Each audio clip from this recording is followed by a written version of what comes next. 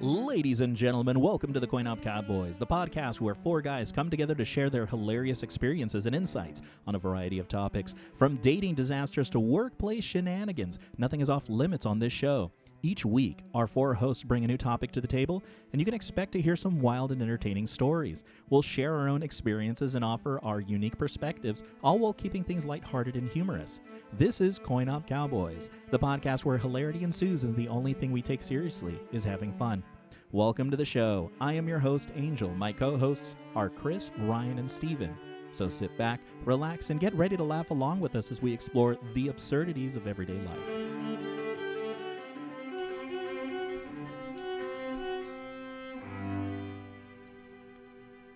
Hello, everyone. Thank you for tuning in to another episode. I am your wonderful host and favorite cowboy, Angel. This week, we're bringing back topics. Chris simplifies the Crimean War, continuing his popular segment, Decisions Were Made. He uses stories from Steven's bachelor party and teaches lessons that build trust and provide value. But first, Steven shares the origin story of his alter ego, the lovable villain who takes poops in closets and duffel bags. Then, dust that tinfoil hat and join Ryan as he takes us on an intergalactic journey of the first alien abduction in recent recorded history. Is he probed? Stay tuned and don't change that station. We plan to read your feedback on future episodes, so comment if you want it heard on air. Like, subscribe, follow, and rate us. Be sure to spread the word about this episode to your friends. You don't want to miss this one. You can find us on Spotify, Stitcher, iHeart Radio, Apple, and Google Podcasts, basically anywhere you get your favorite entertainment. We release a new episode every Friday. Now, it looks like the boys are already in the other channel. Man, I can't wait to hear them cheer when I enter the room. I wonder if Elvis ever got tired of it. Yeah. Well, anyway, what do you say we join the main channel and let's join the conversation? Can you get Mel a towel for Mother's Day, please? God, that's gonna be a fight. Upon listening to the podcast, she has several suggestions for me. I wonder what they are. I would like to make some revisions to some statements I've made in the past. When talking about Madison's birthday party, it was definitely not all me that set it up. It was mostly Mel. She just wanted everybody to know that.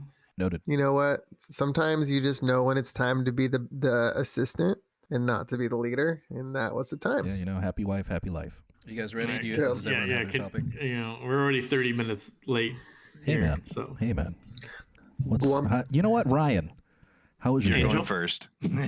Ryan, how was your day? Whatever the wheel says. Let's go introduce the podcast. No, Angel. Ryan, how was your day? Introduce the podcast. I'm not introducing then ask how my fucking day shit is. until you tell me how your day went. Introduce it, and then you can ask that question. Oh my god. Do I look edgy, or do I look like or do I look like the anime guy that thinks he's edgy? Let Angel introduce the podcast. I look like I'm ready to do a DM. I'm ready to. You look like you belong on Home Improvement. Yeah. You look like you need a wind a gust as you stand on the roof across from the other,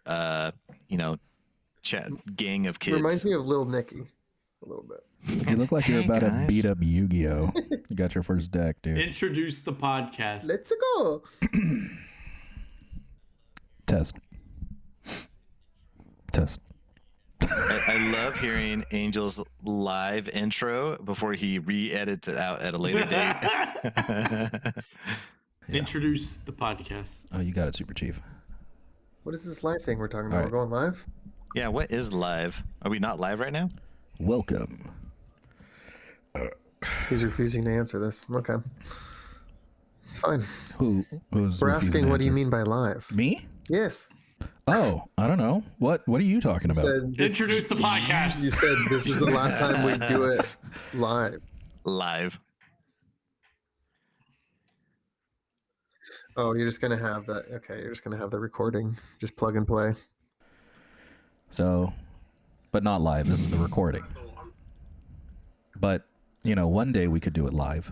Introduce the I mean, podcast. technically we are live right now. Ryan's being a little. What is Ryan live? is being a little agitated today because he could be playing Zelda, the game that he's been bitching about This is true. for a long Is time. that why? Is that why you're so upset? Introduce Okay, the podcast. gentlemen, welcome to the show. We're going to do a round of introductions. Each one of you are going to tell me something very, very personal. We're going to get much more personal this time around. Are you guys ready for this? Ready, man. Ready, Freddy. No, you guys can't talk until I introduce you. Oh, Captain, my Captain. So that was just pause for effect. So the first person we're going to... Oh, no, dude, I have to bring up the wheel. I forgot the wheel. The wheel. Fucking wheel. In the year Jesus Christ. 2000. Okay, I got to share this to you guys. Where? Oh, shit. It's in a different tab. I know you're going to edit this to make you seem like a genius, but you're really fucking up right now, Angel. Oh, That I was got weird. a real bone to pick with Angel this week. I tell you what. Oh, man. I can't wait to hear it. All right, we've got the randomizer up. Everyone's name is on it, except for yours truly, because I do mine last. Wow. Here we go. And... Oh, wait. I have to do it this way. There we go. And... Big Spin, big spin, big spin. Here we go. Here we go. Who's it going to be? It's going to be Steven for sure. Oh, Oh, baby. I love the confetti effect. Christopher. Yes. I want to know. Actually, the people listening want to know.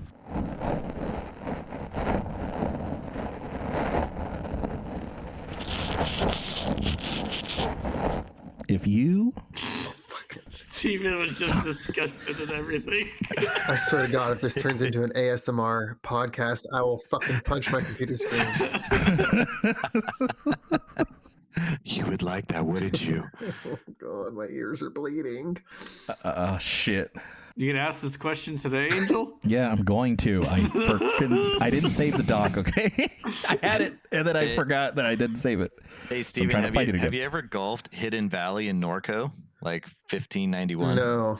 So I golfed it twice. Once I went out with some buddies, and then the second one was last Friday. We had a subcontractor hosting a golf tournament and went there.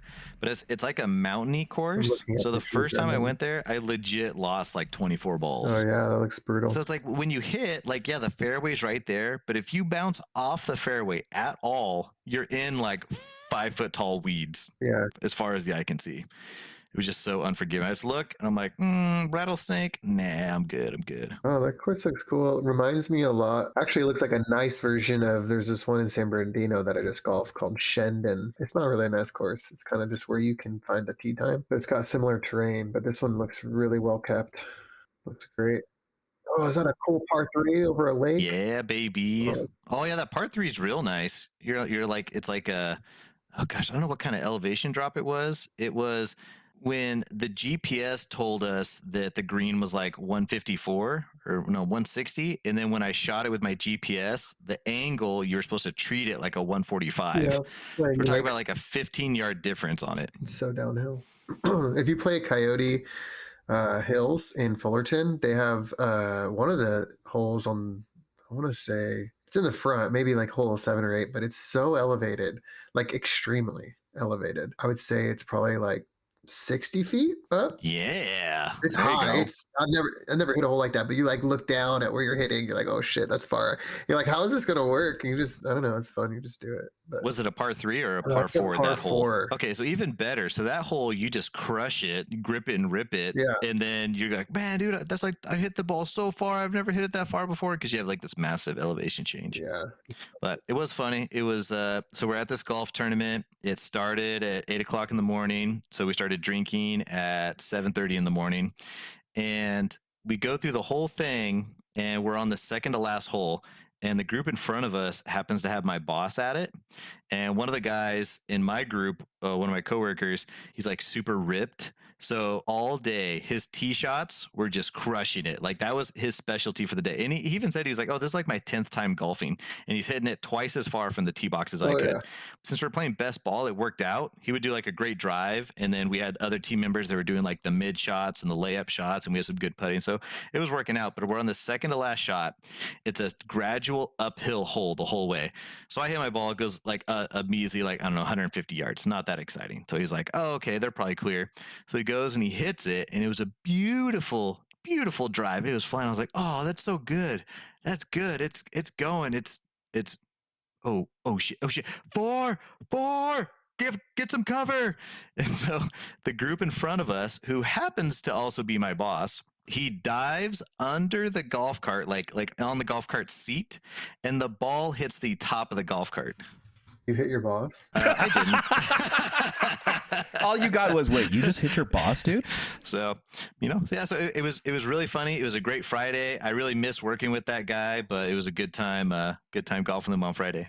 And we drive up. Hey, did you guys see a ball land around here somewhere?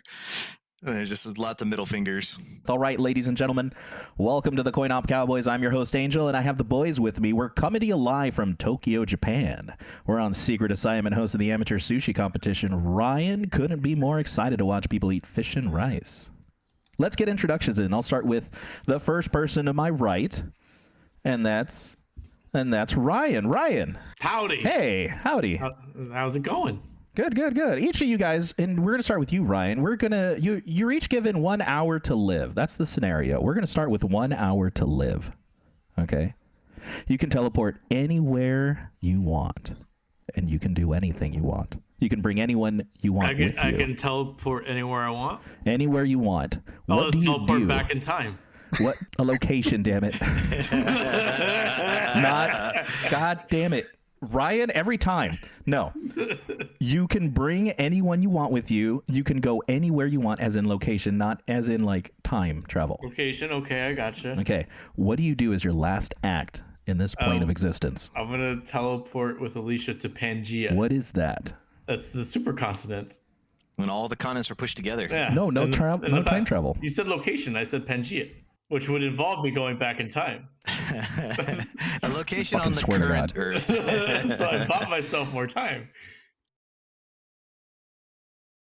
You bought yourself more time.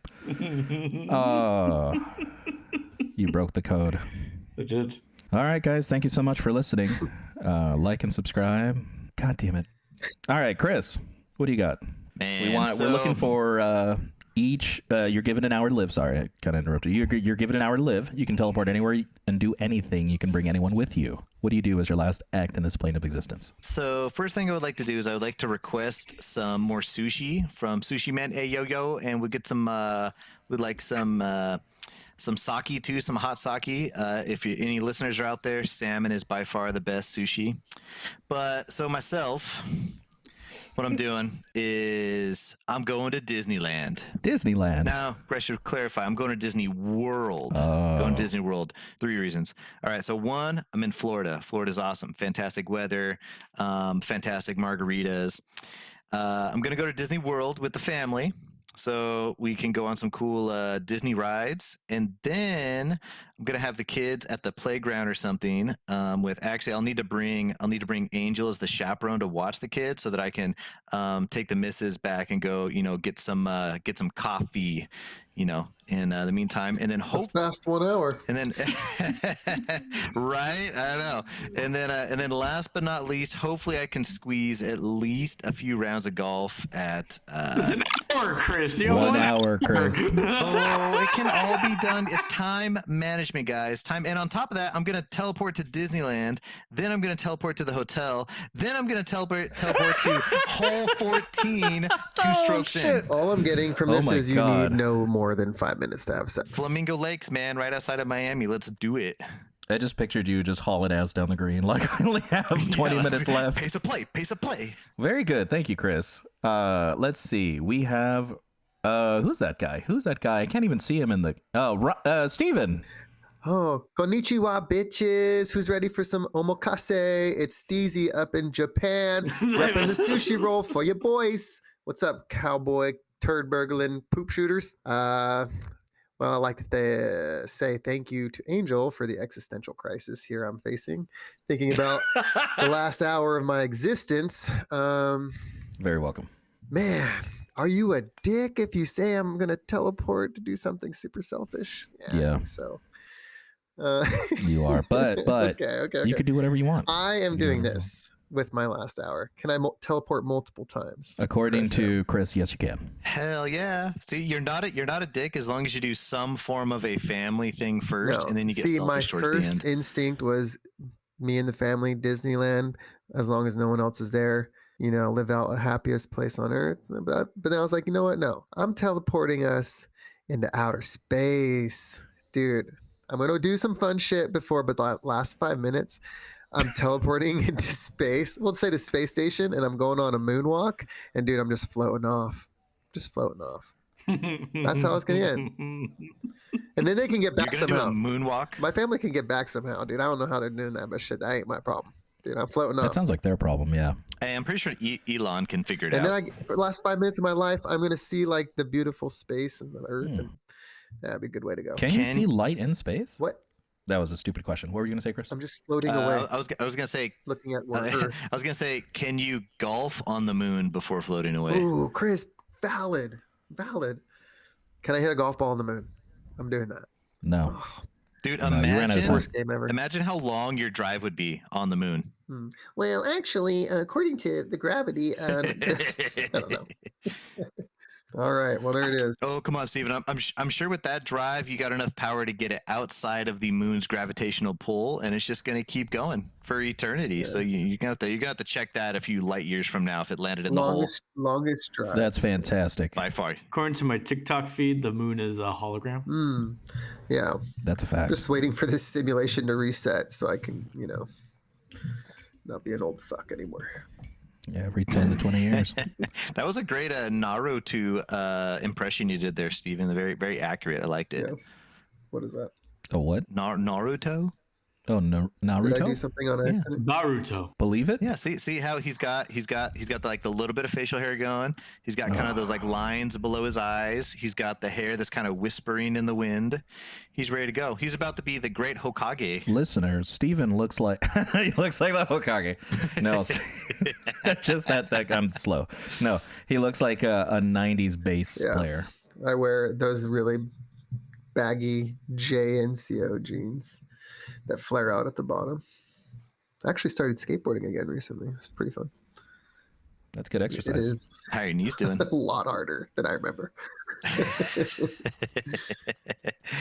Did you have any falls, or is it been going pretty It's good? going pretty good. I'm not pushing it.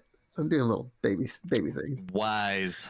No kick flips. All right, I'm going to round it out. I'm going to round this bad boy out, ladies Take and us home. gentlemen. Take us home. We're done. No, for the last hour, I'm going to go rock climbing, mountain, 2.7 seconds on a bull. I forgot the song. Not the full 8 seconds. No, 2.7 seconds. Oh, it is a song. You're right. Yeah, it is a song. It's a song. Skydiving. That's skydiving. God damn it! What did I say? Climbing, Oh, whatever. Okay. 2.7 seconds on a bull named Fu Manchu. Also, the same time Chris takes to have sex. That was, hey, it's a win-win, man. I'm efficient. That's how he's able to squeeze in that Very golf round. That's right. All right, gentlemen. We're going to share screen. We got the introductions out of the way. I'm not done. What do you mean you're not done? God damn it! I've got a bone to pick with Angel. What the fuck do you want? What do you want? What kind of a bone? Is it a wishbone? What So do you want? over the last few weeks, our precious host Angel has been sending countless images about him winning all kinds of battle royale games. I don't know where you're going with this. So first he was showing his Fortnite victories, his victory royales, Number one. and then all of a sudden he shows us a fucking PUBG chicken dinner with a whopping 50 minutes of playtime on his Steam account. Number one, baby. Fucking load of horse I don't shit. lose. I don't lose. Detective. So then, I try to lose, Ryan. I'm trying to tell so you. then I call Angel out, and he goes, "Oh, I'm playing on a different account." Okay. But then I join Angel in a game of Fortnite, Yes. and in the lobby of Fortnite, Angel admits that his precious chicken dinner was the tutorial against AI in PUBG. Yeah, it's still valid. It's still valid, Ryan. It said, "Hey, Angel, you got it. Chicken dinner, congratulations." Not a valid chicken dinner. It said on the screen. I sent you the screenshot. I sent it in the chat. And then, so me and Angel drop into a game of Fortnite. We drop out of his party bus, and he says, "Oh, we're going here." And Master Angel fails to mark on the map where we're dropping, saying he's too good to mark on the map. No, where it's we're wasting dropping. time. It's wasting time. But you know what? You know what he proceeds to do after that, Steven? To die immediately. He dies immediately by crashing into a tree. Because you had me looking at the map, dude. You had me looking at the stupid map. I'm like, oh, well, fucking, this is where I'm going. And then next thing I know, I die. I die because your ass is like, oh, you got to mark it on the map like some kind of damn idiot. Go on. Then I revive his ass. And then eventually he dies probably 2 or 3 more times in the same battle, and I revive him. Twice. It was only another However, time. me and Angel did succeed in our first battle royale on my first full game of Fortnite. There you go. Was it no build? There was no build mode. Oh, I would play a no build mode. And then me and Angel played again, Right after. and we won again. Chicken dinners. Exactly. And now I vow to never ever play it again. Why? Why would you never play it again? That's Well, ridiculous. first of all, I suspect that we must have been against bots. No, we're not, 'Cause I dude. We refuse to literally just believe- said I play. refuse to believe that I won How on my first dare you? time playing How Fortnite. When there's dare people you? who've been How playing it for dare you? years. So, Valid. you're playing with Makes a no professional sense. strategist. Well, first of Okay. all, I got more kills than you did.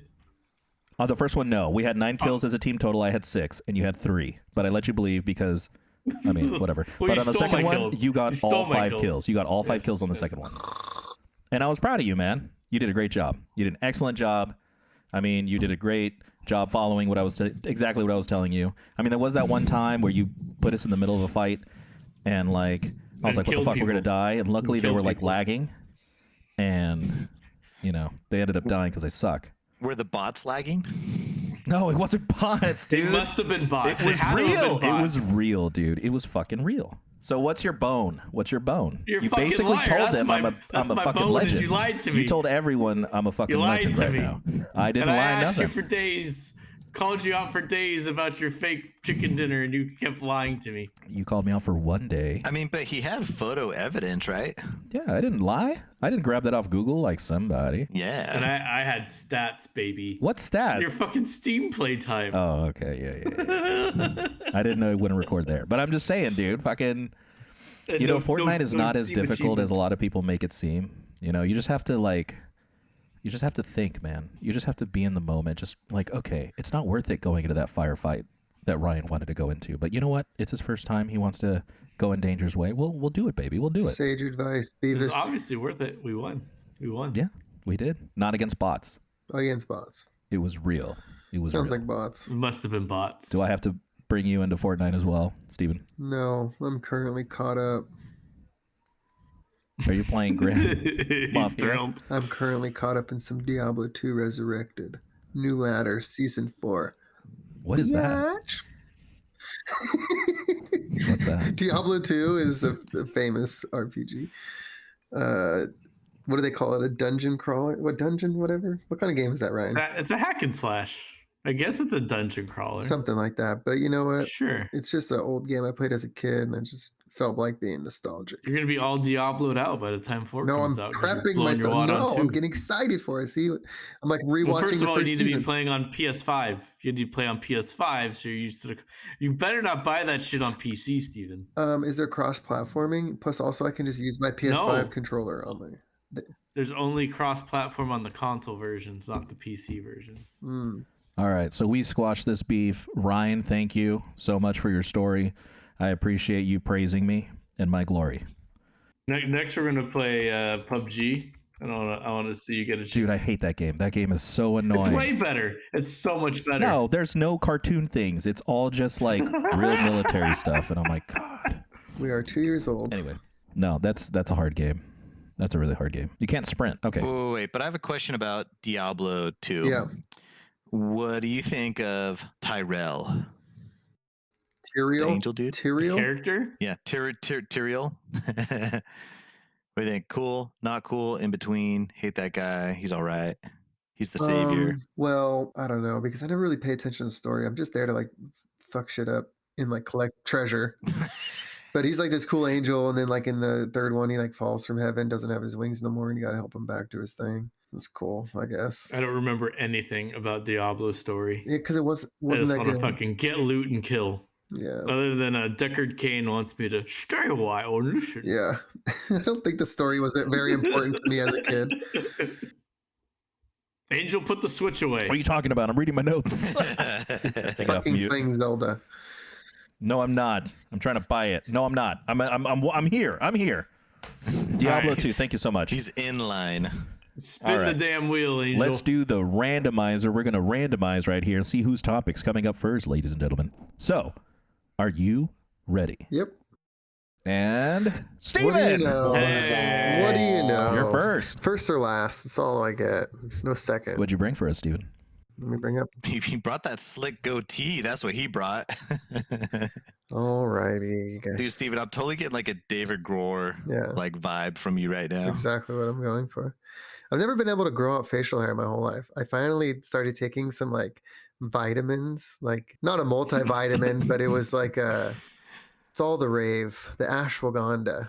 I started taking ashwagandha, and as soon as I started taking it, like my beard and my facial hair got like itchy, and I just thought like itchy. And it was like that. And What do you mean? I don't know. I'm just taking these new supplements. My beard and shit's kind of itchy. I'm like, I don't know. Maybe it's allergies or something. I don't know. But dude, I'm not even joking. Like fucking facial hair started growing Wow. out of nowhere. So I looked it up. And obviously with all these like herbal supplements and stuff, they're like, well, there's no scientific evidence of this and this and that, whatever. But on like Reddit and stuff, people talked about how like if for some reason during puberty, like you had issues growing facial hair, like this supplement is supposed to like finally activate it or something along those lines. And I was like, no shit, because like I just started growing facial hair, like volume. Anyways. All right. Sweet. Thank you for sharing, Steven. The point is, I don't care how shitty All it right, looks. let's I just share the finally randomizer. have some facial hair, and I want to fucking. That's not what I brought to the table. That was just literally a sidebar conversation. Oh, my bad, dog. I thought that's what you were going to talk No. about. I'm like, all right. On to the next. Bye, Steven. No, that was just a sidebar because Chris said he likes the goatee. Anyways, before I was rudely, I like it a lot. before I was kindly interrupted, I should say. Okay, you know, everyone knows that here at the Coin Op Cowboys podcast, we are very professional. Some would say classy. I feel like I'm Angel right now. And most would go as far to state, wow, the Coin Op Cowboys podcast, what a family-friendly experience that show is. Right? No? Yeah. No, I Oh, wouldn't. for sure. Okay. Bring him No. on down. No. Nice. I know that we can be guilty of being a little too G-rated at times, but right now is not one of those times. Because right now, it's time to take our minds to the gutter, the sewer, maybe even a duffel bag. Drum roll, please. Oh, yes. Oh, no way. Oh, I've been hoping this day would come. It's happening. Without further ado, I present to you guys and to the masses Steven's Poop Stories, an anthology of shit. Part 1 Ninja Turtles and Bitter Drink. That's the title of part 1. It was the summer of '92, baby. Bright and sunny, little Steven is playing in the backyard and not a worry in the world.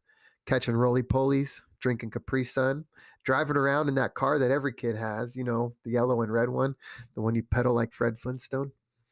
Well, anyways, as all of this pure joy is happening, a sudden jolt of pure fear struck young Steven's gut.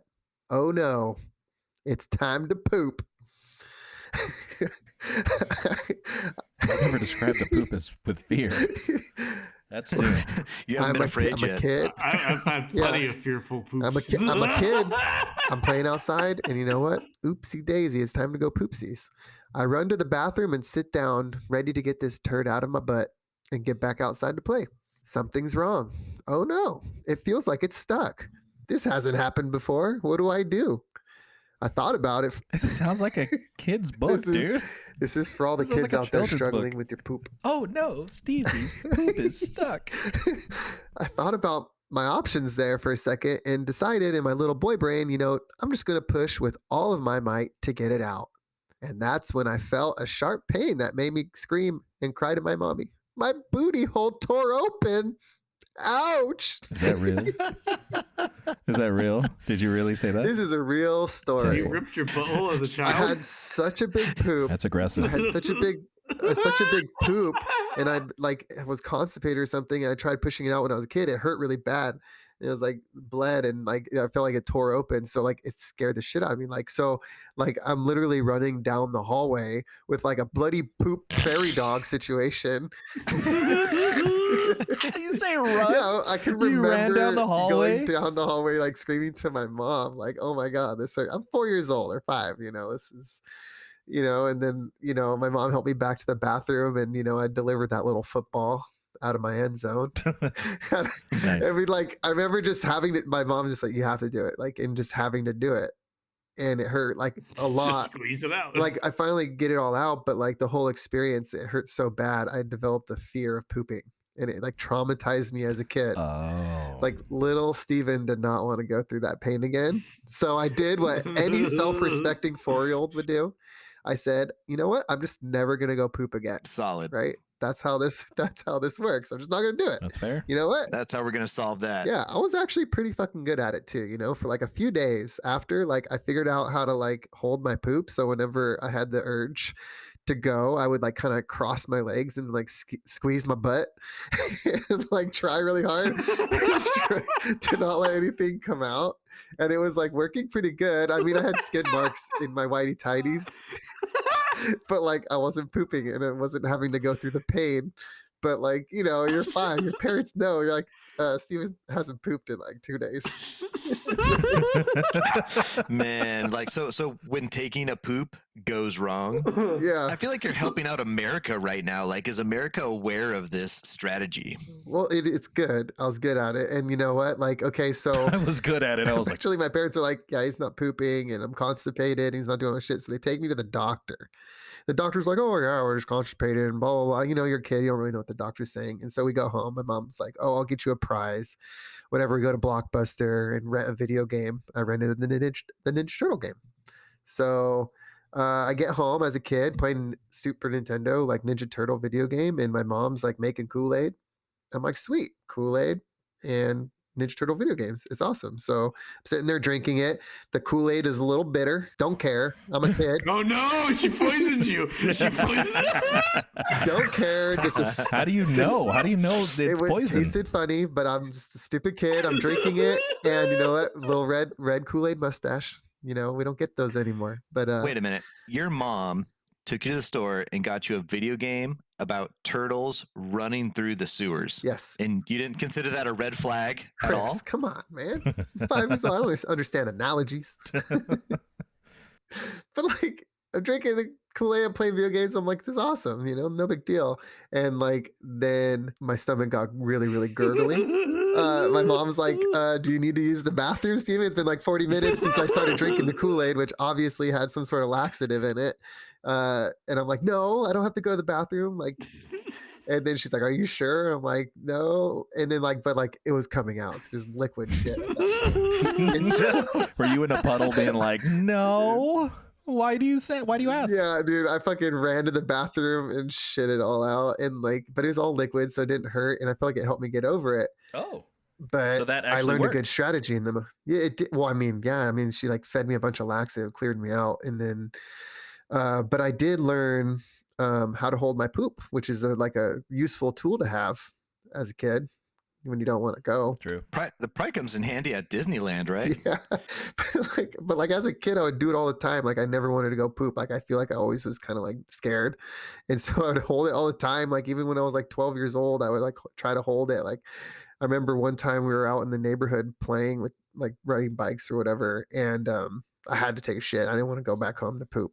So I like kind of went off in the bushes and kind of like crossed my legs and squeezed and didn't like try not to go poop, but it pooped. It went in my pants. I'm like 12 years old, dude. I'm wearing whitey tighties. I'm like, I don't know what to do. So like I'm behind these bushes, just kind of like looking for my ball or whatever. And I take off my underwear and I'm like, oh shit, what do I do with my underwear? I don't want to just leave these in the bushes. And so like I wad them up kind of, and I put it in like my waistband, and like put my shirt over it so you couldn't see it.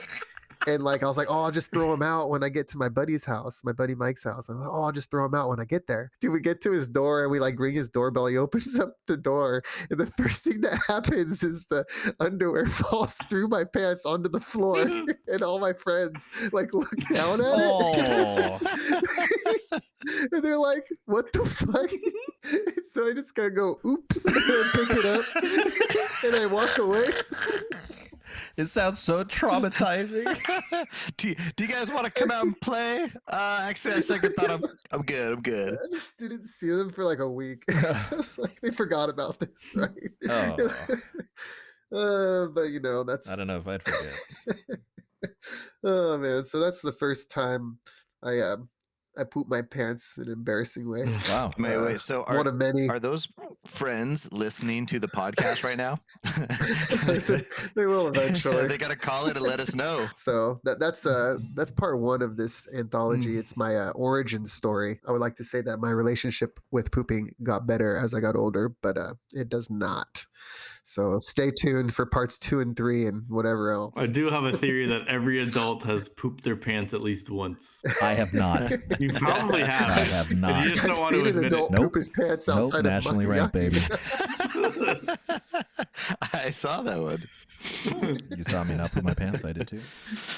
I saw Alex poop his pants in the Philippines. He did? Oh, that's even better. We were all waking up and he goes, oh, I got a fart. So he turns over to rip a big ass fart. He's like, oh shit, I fucking shit the bed. I was just passed out. That's great. He lifts up the blanket. It's just a bunch of yellow shit. you totally could have censored his name right there. Wow. No, I got to do him justice. I'm gonna try to amplify it. He wants people to know. Is that like Insert an fart air sound. shit 5 right there or what? It was good. Oh man, poop and fart stories, man. I love those. They'll never get old. That's an interesting coping They mechanism. really Stephen. did save the word poop for one of the funniest things. It just fits.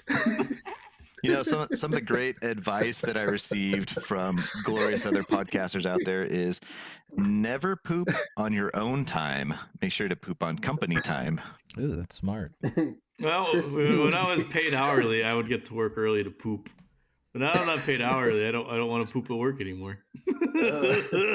Oh, why not? Because I felt like I was getting paid just to poop back then. Yeah, salary. Now you're just cutting into your own time. Yeah, I got shit to do. Ryan, have you ever tried the strategy of just not pooping? Yeah, I could teach you a thing or two about going Cross your number legs and squeeze your cheeks. 2. Yeah, there's 2 positions that work pretty well. That's the stand-up version.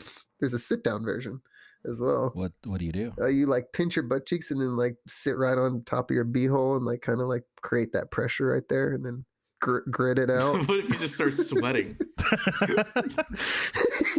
You do because you're cramping, obviously. No. Well, Angel, Nothing, dude. I don't know what to say. You know what my least favorite poop is? which one? It's the gym poop.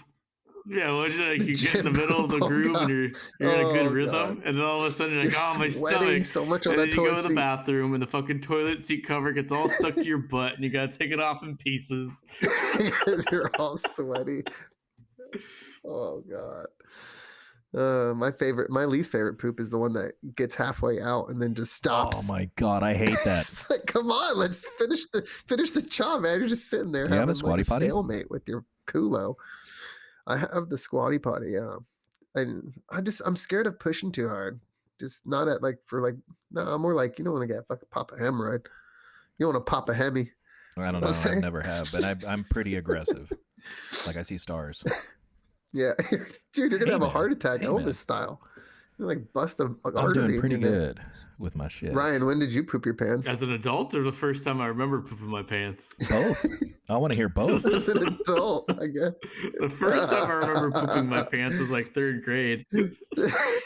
I went to the backyard and I was on the grass and then I slipped because it was all dewy. And then I pooped my pants. I don't know. I got scared and I pooped my pants. And then I went inside the house and my dad's like, all right, it's time to go. I was like, no, I got to go clean. I fell in dog poop, but I actually just pooped my pants. Liar. Trying to cover it up. Son, we don't have a dog.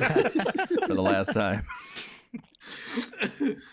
Dude, like all those stories though, they're like so embarrassing at the time. Like if anybody found out the stories, you'd be like devastated, right? And then as you get older, you're like, there's not even a big deal, and you like laugh about it a lot. But there's so much shit from when we were kids that you were so embarrassed by. I don't feel that level anymore. My first time shitting my pants as an adult, or the last time, the only time, it's quite the story. So it starts at Burger King.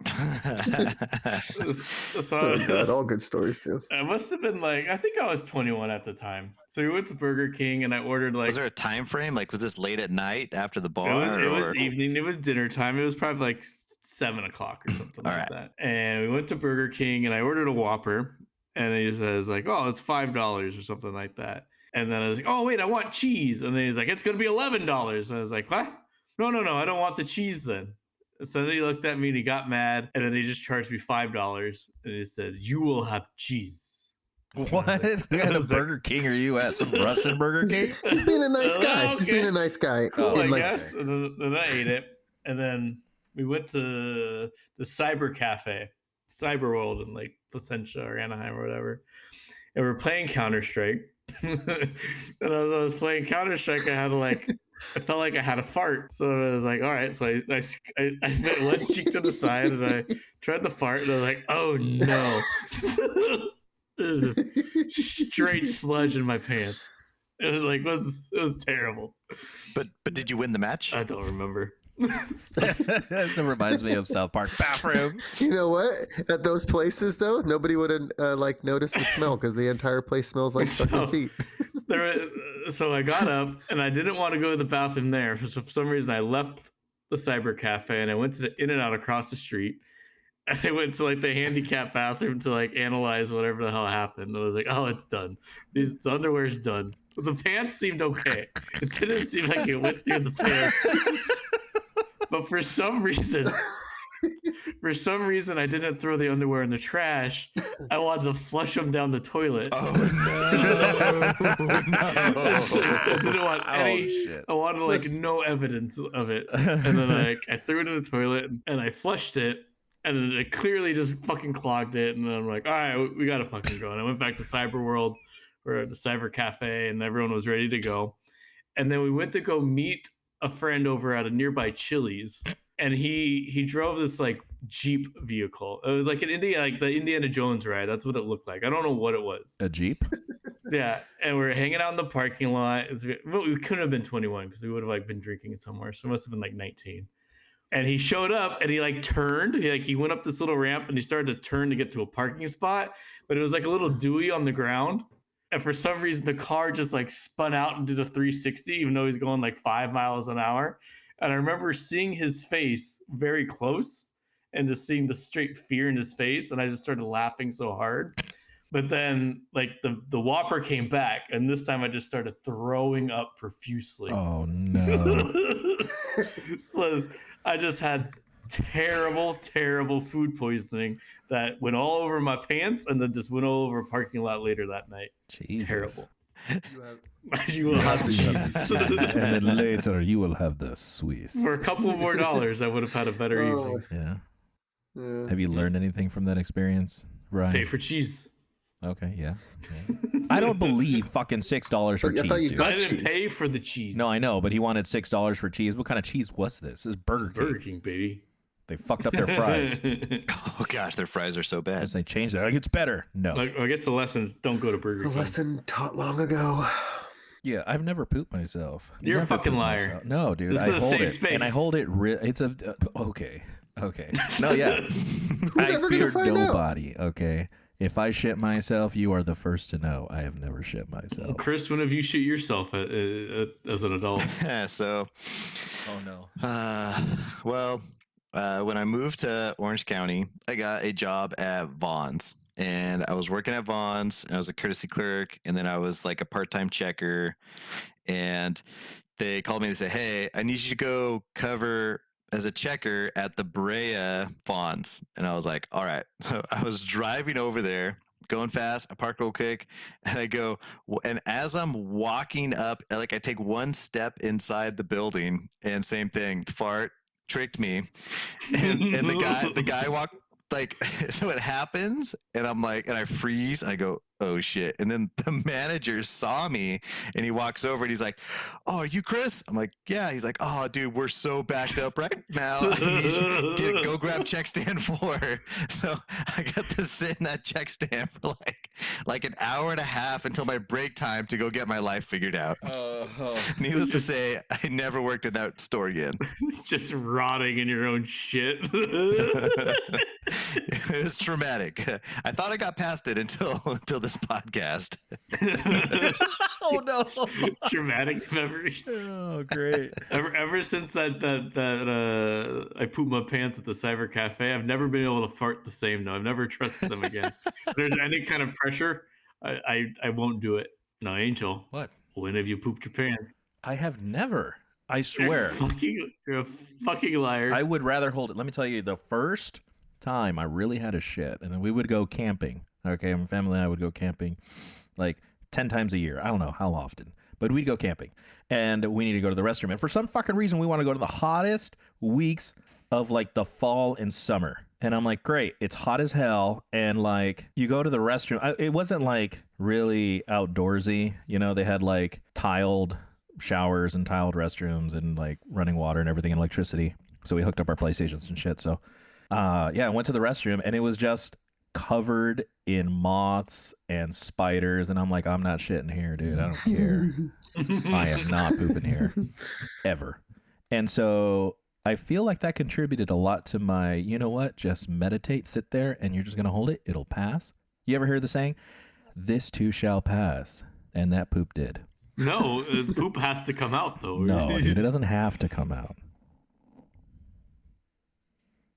I paused it for 4 days. I paused it for 4 days. 3 days too. Yeah, there's 3 days. But yeah, just don't eat a lot. Pee though, no, I peed myself quite a bit. It's either one or the other, dude. I have pissed myself, and it is embarrassing as hell because it's like, just hold it, and then it just goes out, and it's like, I peed myself. But there's so many places you can pee. How do you pee your pants? It's so easy to pee because I'm in a car. I don't want to just pull over. Easy for you to say, Ryan. Have you ever peed your pants? I've never. I don't think I've ever peed my pants. Okay, Chris, have you ever peed your pants? I have, but you don't keep like a spare like apple juice bottle in your car empty for such an occasion? No, I'm not an all-star strategist like you, Chris. I apologize. I'm super honored to be in your presence. Steven, have you ever peed your pants? Okay. So, Ryan. No, I've never peed my pants. Oh, God damn it. I thought you said yes to, yeah, I've peed my pants, or I never peed my pants. I have peed my pants. Which one is it? As an adult, I've never peed my pants that I can recall. God damn it.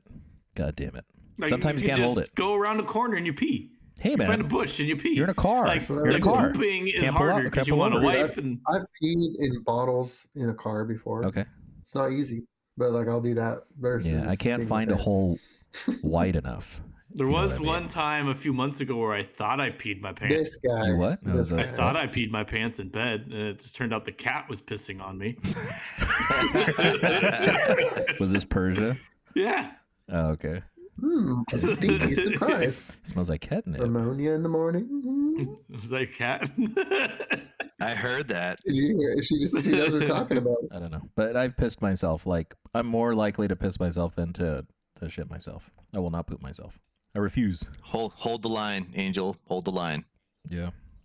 Yep. Daddy's proud. Well, your day's coming. I don't see it. Maybe when I'm 80, but then like you're 80, dude.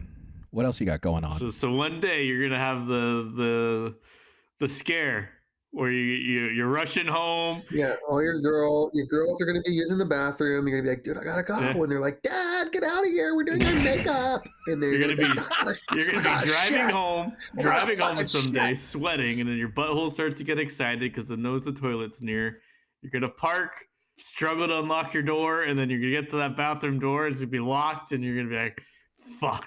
No, dude. You want to hear a story? Straight sludge. You want to hear a story? She's going to hate me for saying this. Yes. So my wife suffers from this ailment, and I empathize because it's hard to deal with. So one day, going to end up back home. It takes like 45 minutes at that time of day, like at 5 p.m. when there's like rush hour and stuff like that. Typically, it'd take like 15 minutes, but it was going to take about 45 to an hour. And she's like, oh no, I got to go. And I'm like, all right, well, we're going to pull over to a Starbucks. Let's take care of it. She's like, no. As long as we hit no red lights, I can make it. Dangerous game. Dangerous game. I know. What a wicked game. Did you to double down play. and let the emergency fuel light come on? Dude, I went off. I'm like, absolutely not.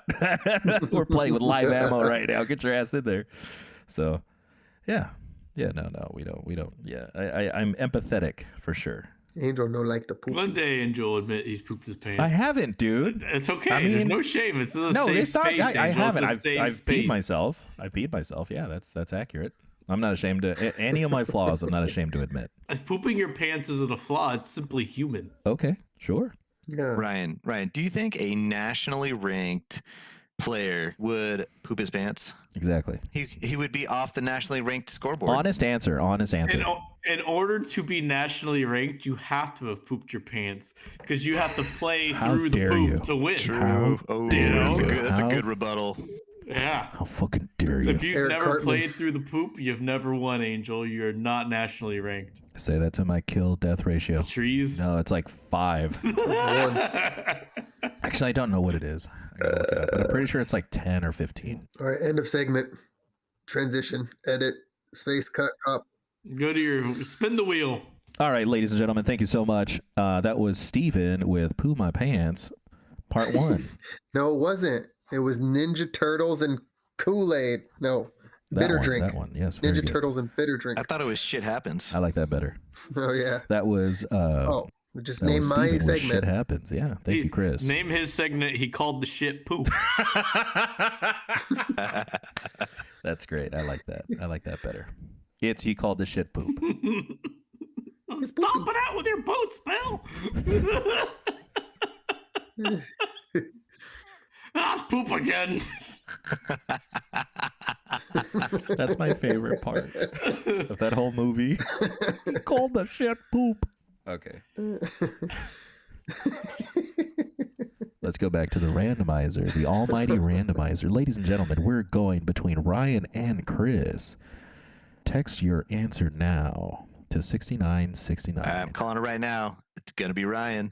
I'm always the Oh. final act. Oh, it is Ryan. Right on the Wow. edge. Clairvoyance, if I've ever seen it. Okay. Wait, who's going? Ryan. It's my turn. All right, Ryan. What did you bring for our So- turd burglars today? So my topic is called lumberjacks in the woods. Is that what I called it? Is that what it says in the Google Doc? Now, is this a Lumberjack- spooky? Is this a spooky? That's correct. That's all I do is spooky, and Well, not according to a couple episodes ago. Lumberjack in the woods. And something about Steven will believe. yeah. So after this story, Steven will become a believer. After this story, I'm fairly I confident. don't believe it. Is it because of logs? Now let me tell you, Oh. this is a Whoa. yeah. Should I turn my light go- off Yeah, in make my it room? spooky Make it for nice and yourself, dark? Turn your Steven. light off. Take your pants off. Show us what you're working with. Make it spooky for yourself. Steven, No problem. please, And his computer crashed. Ladies and gentlemen, technical difficulties. Let me reload. please take a Can I screenshot reload of or his is face that right not now. allowed Hey, man. in That's this so good. squadcast? I got it. You have to. If you I make think you have to thumbnails literally of the close it out and then podcast. rejoin the Oh, link. it's coming. So good. You have no idea how Maybe I can that's just coming. Call the Camera shit thing. poop. We could probably just leave and That's click gonna the be link on the again. soundboard. It'll- Hey, man. You have to. Yeah. I think Just you make have sure to you literally click the close right it out link. and then rejoin the link. Hey. 30 recordings. All right, then make yourself spooky, Steven. By the way, Yeah, I Steven. kicked my whole fucking computer. Steven. All right, make your room spooky, Steven. You're gonna believe after this one. Yeah. Oh, okay, hold on.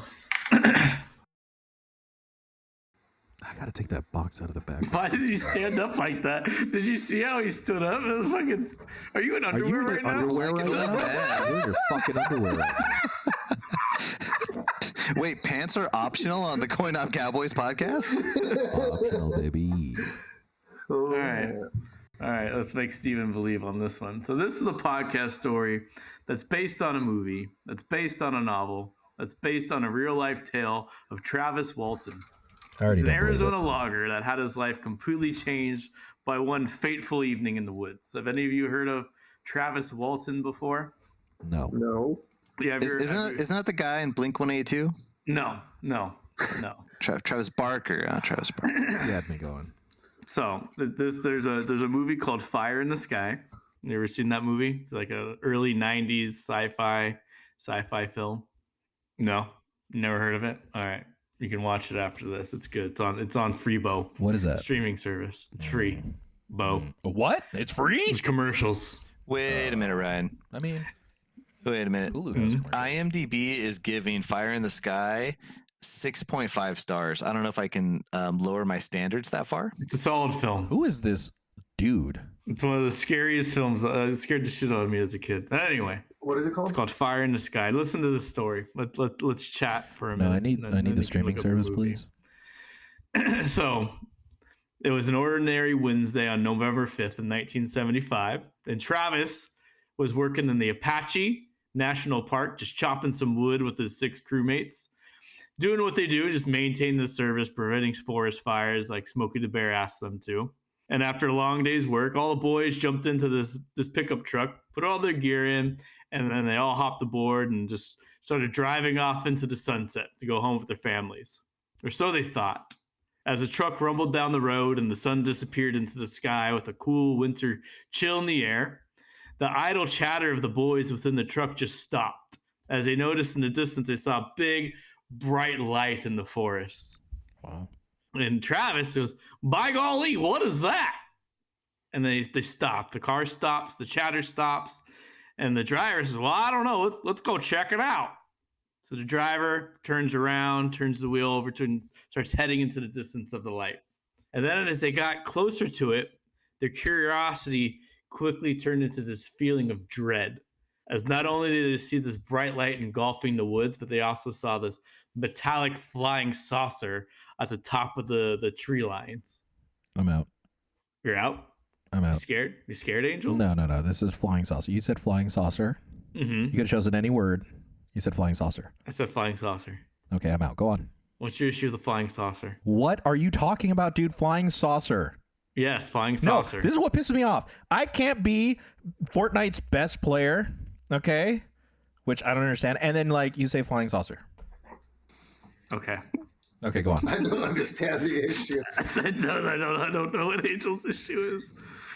So we're in the middle of the dark woods. All you can see is this bright light, a flying saucer, and the silhouette of the woods. But Travis, he's inside the truck, while everyone else is just staring dumbfounded and silent. Travis gets out of the truck and slowly walks over to the strange craft. And as he gets about 100 feet away from this flying saucer, a bright light shoots into his chest and throws him many feet across the field. Down, silent. The boys in the truck are immediately taken aback. They turn on the truck, they turn around, they drive away. They drive for a few minutes at breakneck speeds, completely silent, just bewildered by what they saw. And then a minute later, Travis's friend says, "We have to go back." And the driver says, "Yes, we can't. He may be dead. Let's go back." So they drive back. They get to where Travis got thrown across the field. You know what they find, Steven? A smoldering corpse. Nothing. Whoa. Travis is gone. There's no apparent signs that anything was there. No signs on the ground. He's just gone. No light, no flying saucer. The trees look normal. It's silent, other than the creak of the woods. So they all go home. And the next day, the biggest manhunt in Arizona history commences. And they're searching everywhere. They got dogs. The families are out there 4 days just searching, and they find nothing. So then the manhunt then turns into a murder investigation. And they start interrogating all 6 of Travis's crewmates, and they all have the same story. Word for word, everyone's on point, no signs of lying. You know what happens on day 5, Chris?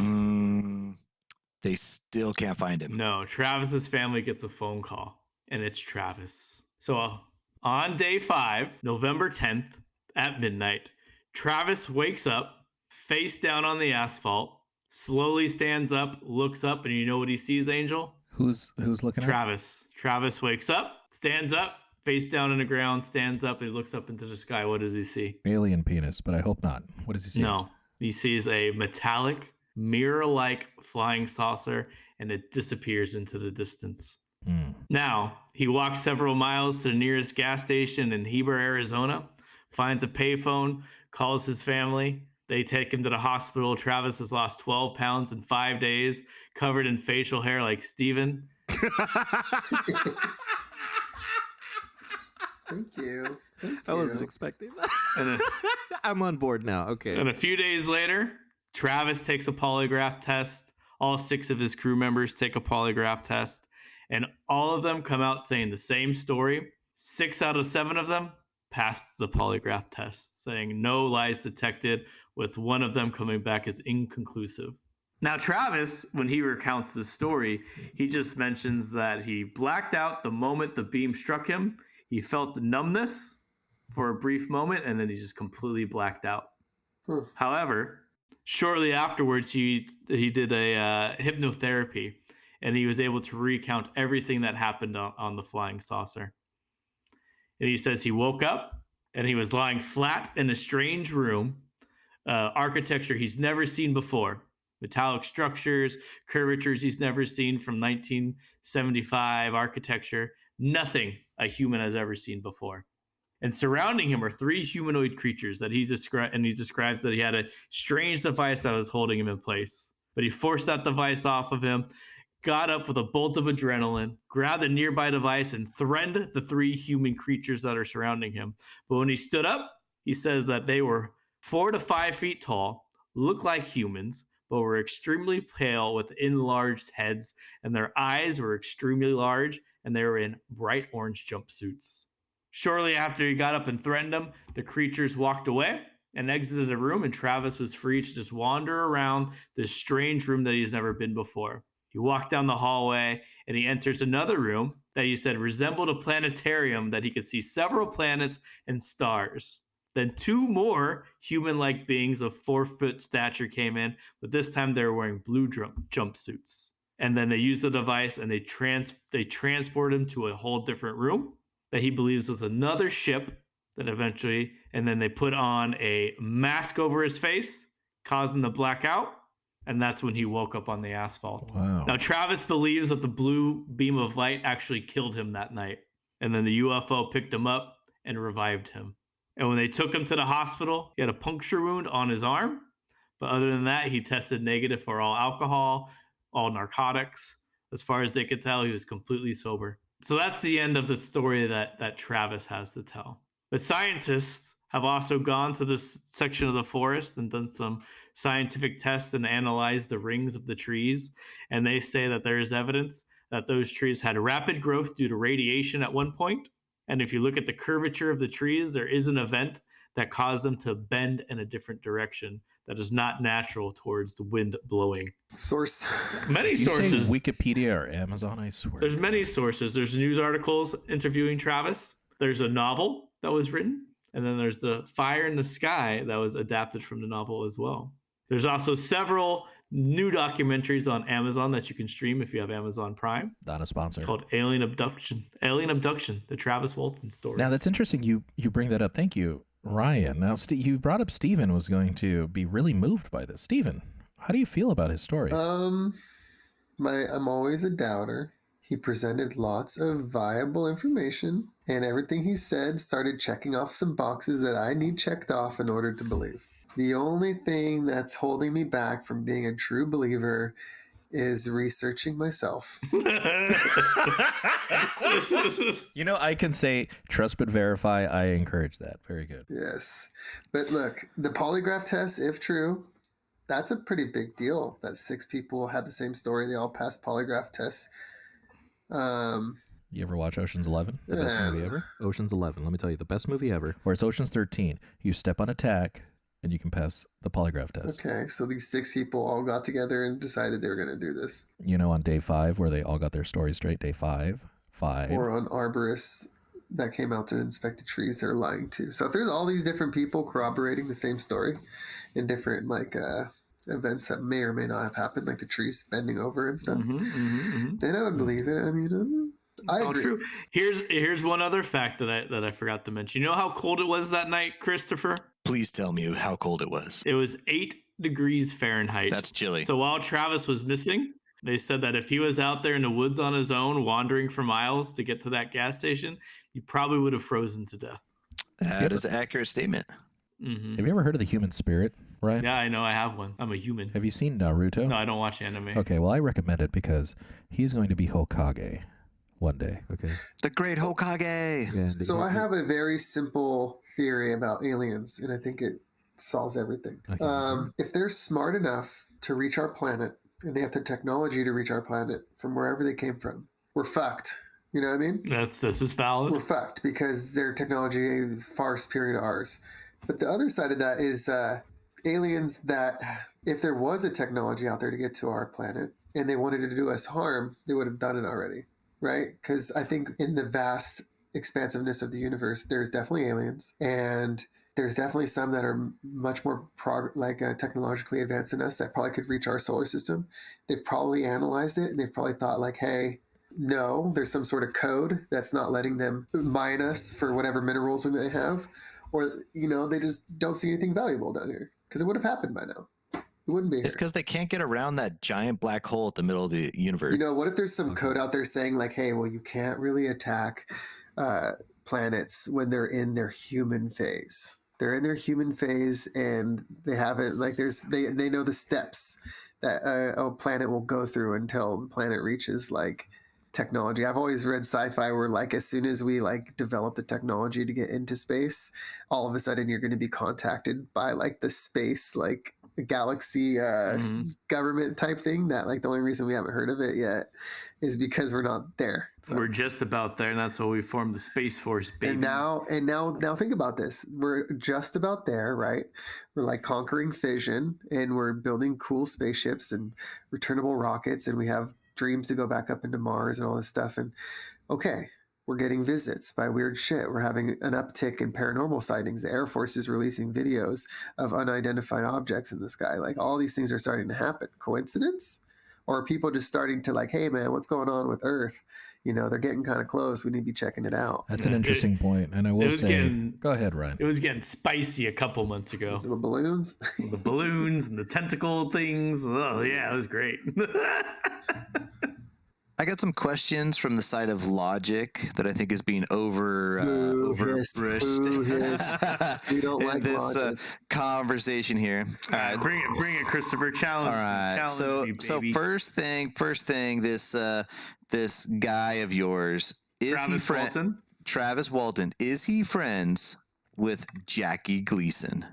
Ooh, no. Good point. Ooh. Yeah, okay, strike one right there. This okay. has no relation to our Jackie Gleason, Richard Nixon story. All right, boo, okay. All right, so... Did you make it to the library yet to research that? I did not, but I really want to. So a few questions. So one of the first things you said was he saw something weird. He got out of the vehicle, and a ray of light shot him in the chest, and he flew many feet into the field. Many. Yes, many. Please tell me many was not the official word used for the recording. It was not. That was me giving you spice. Okay, so I would be curious. I feel like the actual footage should have been able to be rememberable, and I would like that information, because if he flew 3 feet, okay, maybe I'm not so impressed. If he flew 50 feet, okay, that kind of makes sense. And I would also say that kind of projection could add to his punctured lung and all his other little weird anomalies he had there. So I would like more information on the footage. There's no footage. This is 1975, Chris. These are all stories. Velocity footage. How far, how many feet he went. Oh. Yeah. Oh, yeah. I see what you mean by footage. Okay. Yardage, mileage. There you go. So yeah, I guess we could just use that word too, distance. Now, the next one I have on here, did I hear this right? That he got blasted into no man's land and his friends left? That was their first reaction? They were scared shitless. The big flying saucer. Their friend just got shot several feet across the field by a big blue beam. They're fucking scared. It's messed up, man.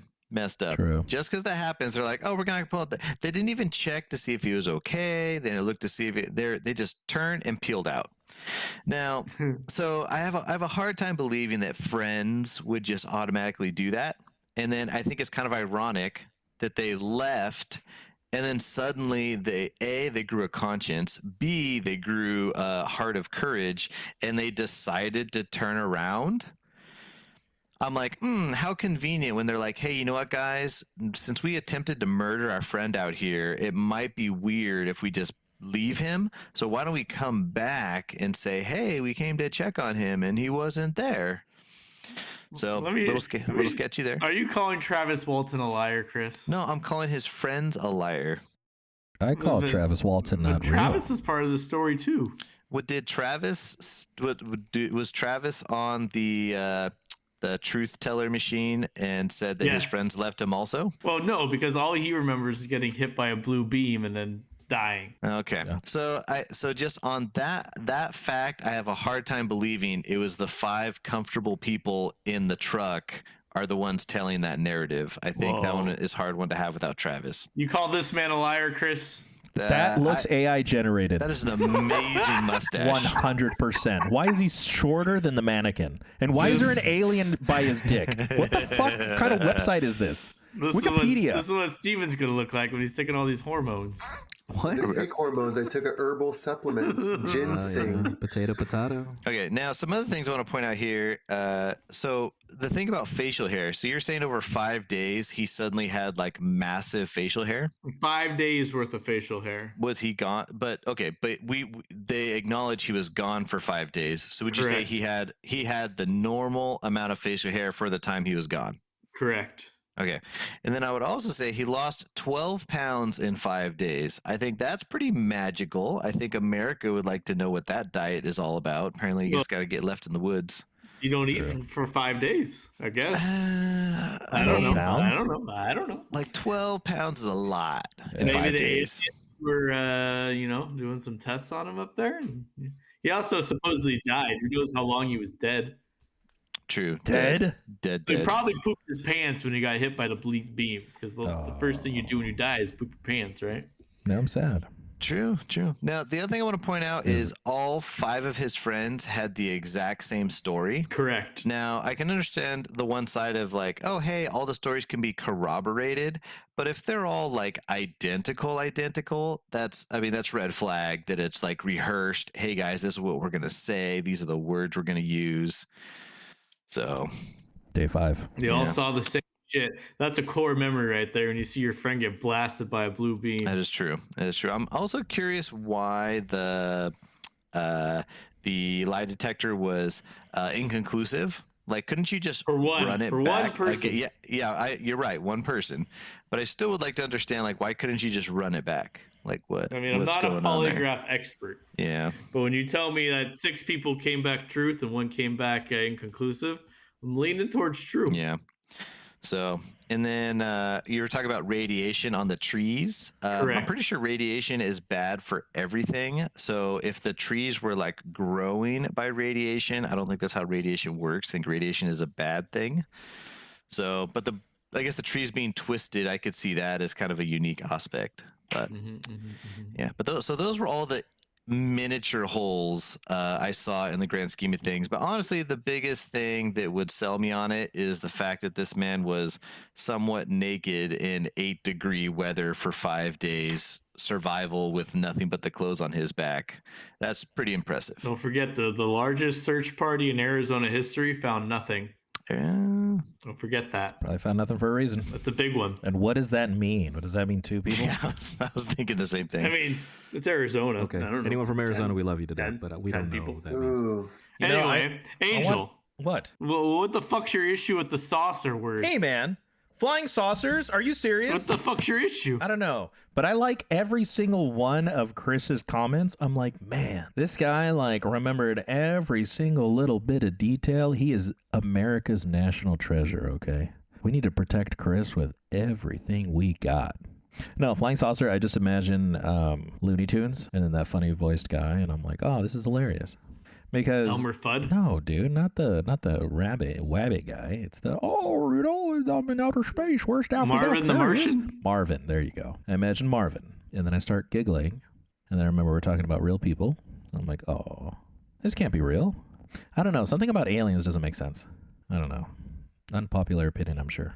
But it's a no for me, dog. That's fucking rude, bro. How dare you? Anyway, Angel, spin that saucer, baby. Jesus titty fucking Christ. All right, ladies and gentlemen, thank you so much, Ryan, for the wonderful topic. we're going off with our final person.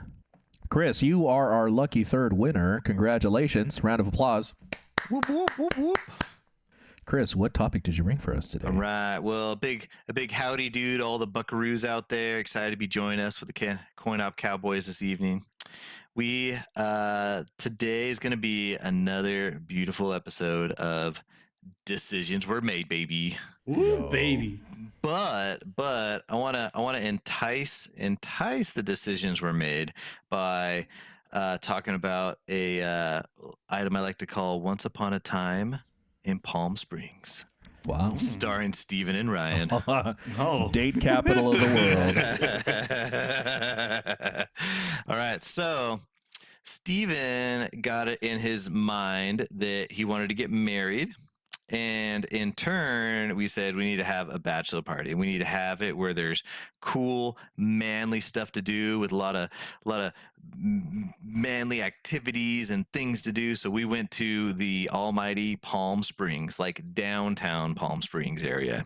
Oh. And we That's what I think of when I think of manly. I think of downtown Palm Springs. That's right. So Don't sleep on it.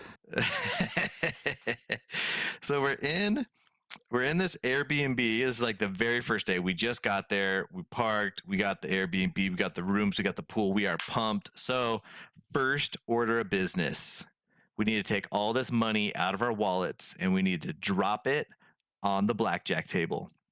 So since we're already in downtown Palm Springs, we go to the closest casino.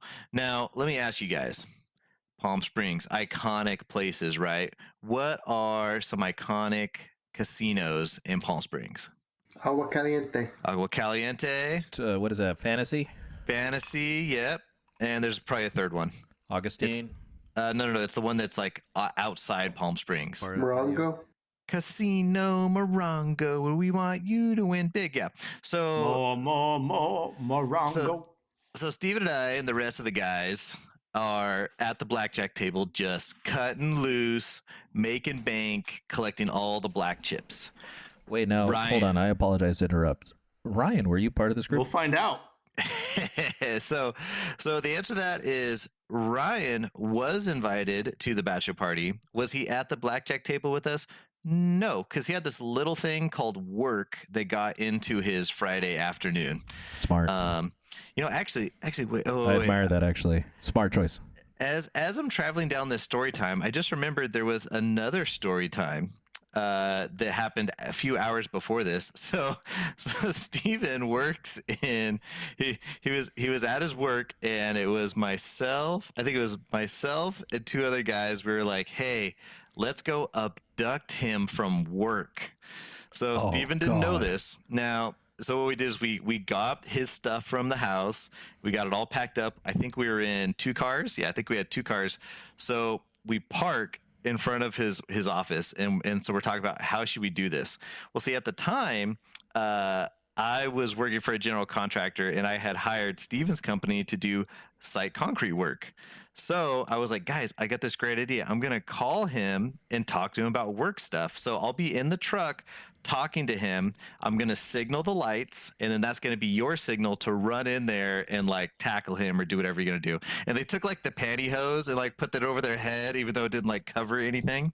So I call Steven and I'm like, oh, hey man, you know that project that we're extending like the parking lot on the south side? He's like, yeah. And I was like, do you think that's going to be like a 9-inch curb, or do you think the curb and gutter should transition, maybe flip it into a swale a little bit? I don't think that was added on the Delta 3 set, but on the Delta 4 set, they move these islands. So do you think you can maybe give me a change order for that one, and we'll see if you can get that next week?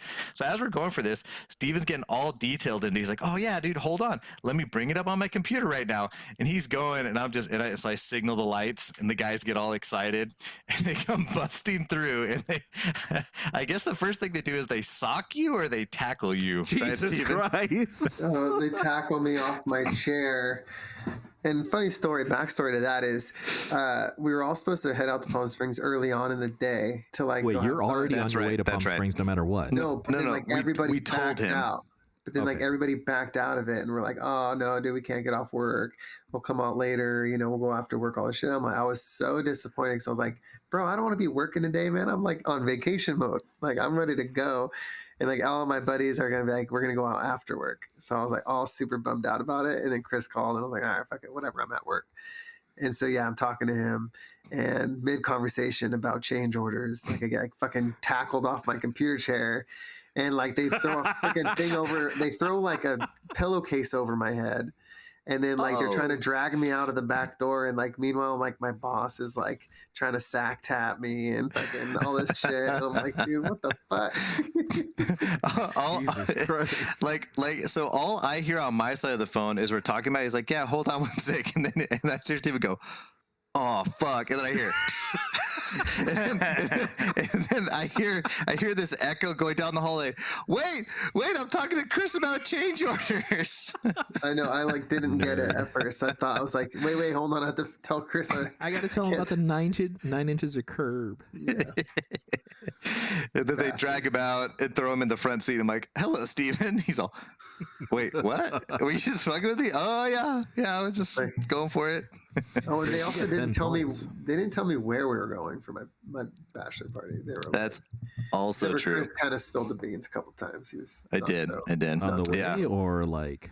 No, just in conversations. Like, Chris would be like, so like in Palm Springs, I mean, like if we choose Palm Springs, or like maybe. yeah. How would you feel if we ended up at Palm Springs? Yeah. But I think the consensus was like, man, we've been to Vegas too many times. Like, let's do something other than Vegas. Like, what can we do? Is there anything in Palm Springs? I guess we'll find out. There's tons of stuff to do out there. Okay. One of Steven's biggest requests is he's like, okay, guys, for the only 2 requests I have is for the bachelor party, I want to swim in a pool, and I want to golf. Those are my things. What? Those are his like 2 top things. And I was like, all right. So the funny thing was we titties. No, dude, you said 2 things. Okay, you said fucking swimming with your fucking ducky arm fucking floaters, and what was the second one? I'm sorry. Golf. And golf. Okay, things that people who are retired do. And people That's why I went to Palm Springs. Business. We support. I think golf. Chris might just being nice. I definitely inserted that I wanted to see titties. I was being nice. Okay. All right, 3 things. Titties was number 1, then golf, then swimming pool. So, but the thing was, we drove 2 separate trucks because we stole Steven's golf clubs and everybody's golf clubs and put it in the other truck, and then Steven rode in my truck. And even when we got to this house, we hid all the golf clubs, and the whole weekend Steven's like, are we gonna go golf? We're like, we told you we're not going golf. He's like, that's one of the 3 things I wanted to do, guys, was go golf. So we like periodically we get kind of pissed off about it. And then the very, very last day we woke up, we said, hey man, we got an 8:00 tea time. Go grab your clubs. Rat bastards. Yeah, it was great. So the reason Ryan was not at the blackjack table with us is because we had abducted Steven, got out there early. Ryan and the rest of the guys were coming out. So we were at the blackjack table. Ryan called me. He's like, hey man, I'm here. Let's do this. Myself and my other buddy, we're here. He's like, where are you guys at? And I'm like, where are we at? Let me take a look. And I'm looking, and I was like, dude, I'm like looking around for the name of this place. And then I realized, oh, it's on the chips, dummy. So I grabbed the chip, and it says Caliente on it. And I'm like, bro, we are at Agua Caliente. Come on down. Nice. And Ryan's like, all right, cool. You sure? Right? And I was like, dude, it's on the chips. How unsure can I be? So Ryan gets a Uber. Mm-hmm. And he gets an Uber from where he is. And I think he texted me once. It was like, he's been in the Uber for maybe 15 minutes or so. And he says, far as fuck. It was so far. Bet your fucking ass it's far as fuck. Way to Google it. Hey, Chris, are you sure Agua Caliente? I was like, yeah, man. Dude, that's what the chip said. He's like, all right, just checking. It was like 40 minutes. 45 minutes later, he's like, Chris, why the hell did you guys go to a casino so far away? And I was like, no, dude, it wasn't like I don't know where you were at in Palm Springs or whatever. So he gets there and he's like anxious, like, okay, Chris, where are you guys at? And I was like, okay, we're at the blackjack tables. He's like, no, I'm looking at the blackjack tables. You're not there. I said, dude, we're at the blackjack tables. And I'm like, okay, Ryan, let me solve this for you. You see the escalator? Walk over the escalator. I'm gonna show you how silly you are. He's all, Chris. Yeah, you stupid bitch. There are no escalators in this building. I said, I'm standing on the escalator right now. He's like, well, there's none in mine. And so then I'm like, okay, Ryan, you're so stupid. I'm really going to show you up now. So I walk over to the bartender. I'm like, hey, bartender, this casino, what would you say the name of it is? He's like, Caliente. And I was like, yeah, like Agua Caliente. He's like, no, just Caliente Casino. I'm like, God damn it, Chris. wait, so no affiliation with Agua Caliente Casino? No, we're just Caliente Casino. Where's Agua Caliente Casino? Oh, that's way over there. Shut up. No, wait. There's another casino named Agua Caliente. Yes. Derivative. Yes. Boycott them. So, dude, Ryan is That makes me happy. He is absolutely livid. Okay, so like the Caliente Casino is actually downtown Palm Springs.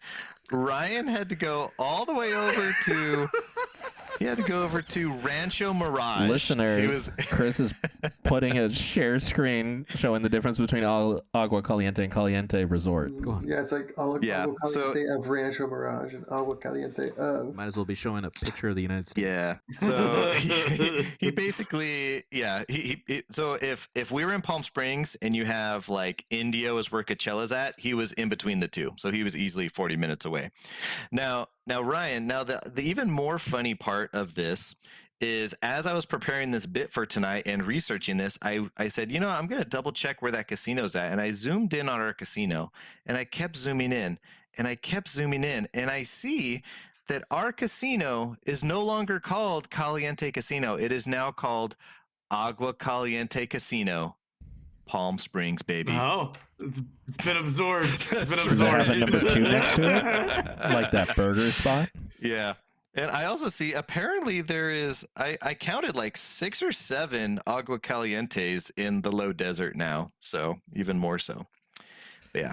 Wait, but so it's funny. they turn into like one of those like Motel 6, like Agua Caliente number 1, 2, 3, 4, 5. That is correct. Yeah. Good for them. Totally.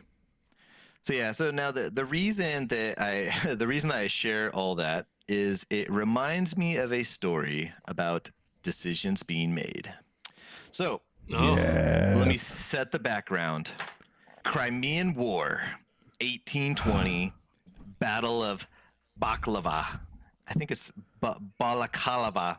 What the fuck is Crimea? Baklava is like a treat. Yeah, it is. It just looks like baklava. Balakava. Listeners, I apologize for our ignorance. What is Crimea? I need to The Crimean War? That was where it was like the Turks versus the English and French combined version in the Turkey area, like Iran, Iraq, Turkey. Turkey's a real place? Yes, sir. They serve great chicken there. It is a country, yes. Screw you, man. They serve great chicken there. It was in the Balklands. I thought Turkey was fake for the longest time because it's named Turkey, and Turkey's a bird. There you go. See, there you go, Angel. Don't judge me. Go on. Sorry, I'm gonna probably Turkey over there by like Middle East. So you have like France, Italy, and then you have this is the Balklands area, and this is where the Crimean War was. I know France. I'm from France. Are you from France? Speak to me. Paint me like one of those French girls. S'il vous plaît. Afflé du fromage.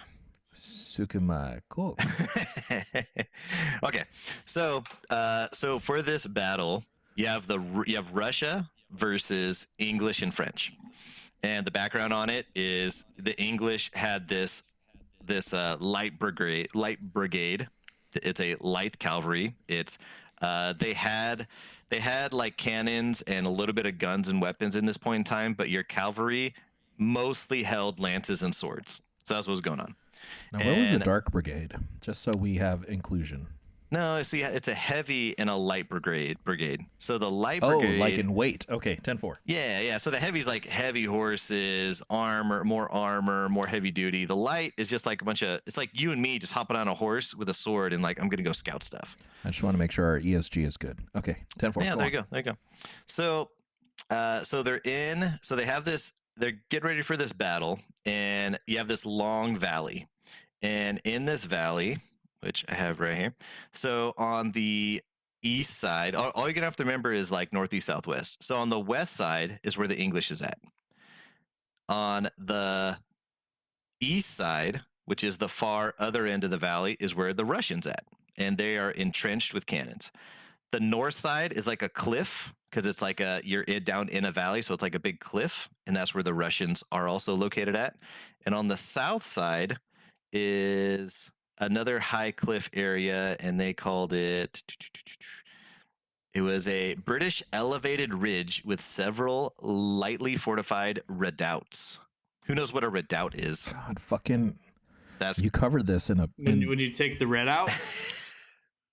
You shut the fuck up. You shut the fuck up. He's talking history right now, baby.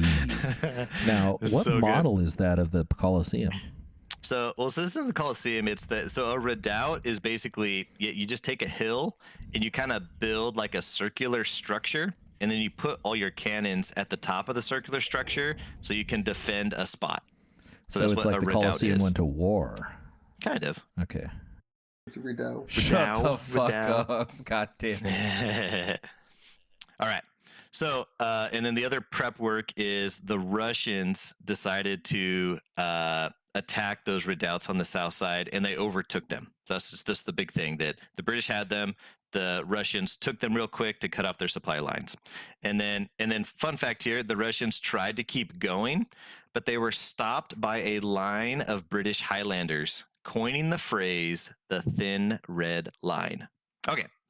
So we're set up now. So we got this long valley, and you got the guys on either side, and then so now you got Russian. They took the other spot. So the Russian on 3 side, English on 1 side. Go.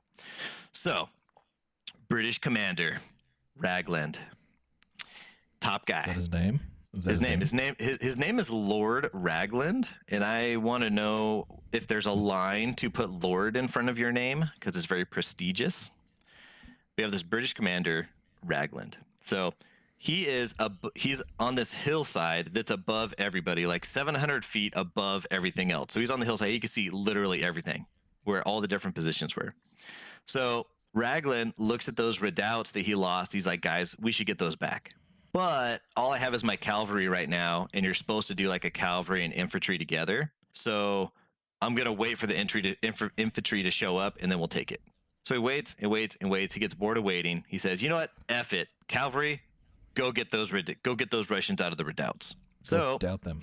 So he sends a message, and the way you do that, you write it down, you give it to a guy on a horse, and he'll run it down to your guys. So he sends a message to this guy called Lucan. I'm just going to call him the cavalry manager to kind of keep straight of what's going on. So cavalry manager, this is the order that he was given.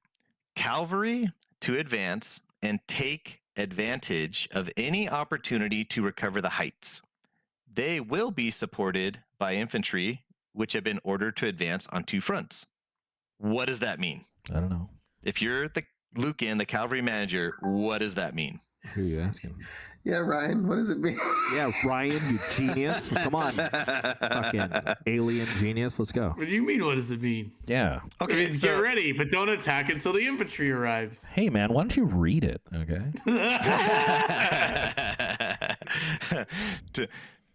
So, funny enough, Ryan, that's exactly what Lucan thought. He was like, Shut the. he was like, okay, I'm going to get ready, but I'm not going to do anything because I need the infantry is not here. So I'm just going to sit tight. So he just sits tight. And then Raglan, he's sitting there and he's like, dude, what is happening? I told that bro to go attack them, and he's sitting around doing nothing, and it's driving me nuts. Now, he already had like an axe to grind with Lucan, so he's like, dude, this guy's an idiot. He considers this action a willful inaction, and he's just trying to piss Raglan off. So Raglan's like, all right, I'll fix this. So next thing you know, Raglan's aide walks up, and he says, hey, I think the Russians are lining up horses at the redoubts so that they can carry the cannons away. Now imagine if you're a military guy, if someone stole your cannons and were planning to wheel them off to their base, how would that make you feel? I'd be kind of upset. It's like kind of like embarrassing, I would be happy. right? Yeah, a little bit. I'm like, what are you taking my cannons for, guy? This is my cannons. Hands off. And even more so, you're like, dude, why don't you just leave the cannons there so when I take it back, I can resume use of my cannons? Yeah, So- you fucking asshole. So Raglan's sitting there and he's like, oh, dude, if these guys take my stuff away, I'm going to be so pissed. So he gets real anxious and he sends another message to the guy and he says, hey, man, we need to get those cannons. Now, the one thing I want to point out is specifically it was an aide that came by. and one of his interns told him, "Hey, I think they're getting ready to wheel off the cannons. Do you trust the intern or do you not trust the intern?" No, I don't trust him. I never trusted an intern. Never. Never trust the intern. So Raglan But we love them. obviously trusted the intern. Fool. Ironically, Russia later denies that they were going to take those cannons, so he doesn't know what he really saw. But anyways, so Raglan sends a message back to his cavalry manager, and he says, so he writes out the message, says, "Raglan wishes for the cavalry to advance rapidly to the front. Follow the enemy and try to prevent the enemy from running away with the cannons immediately with some sass on the end." That was the message. So, what do you guys think he wants them to do? Chase down them cannons. Get them back. Chase down them cannons. And he used the word immediately, Immediately. Go right now. Acting But he used sass. irrational. He used sass. Well, Can we it's take it sass because he seriously? was already pissed off with that guy. Oh, that's what. Now here's a second question that I came up with as I was thinking about this.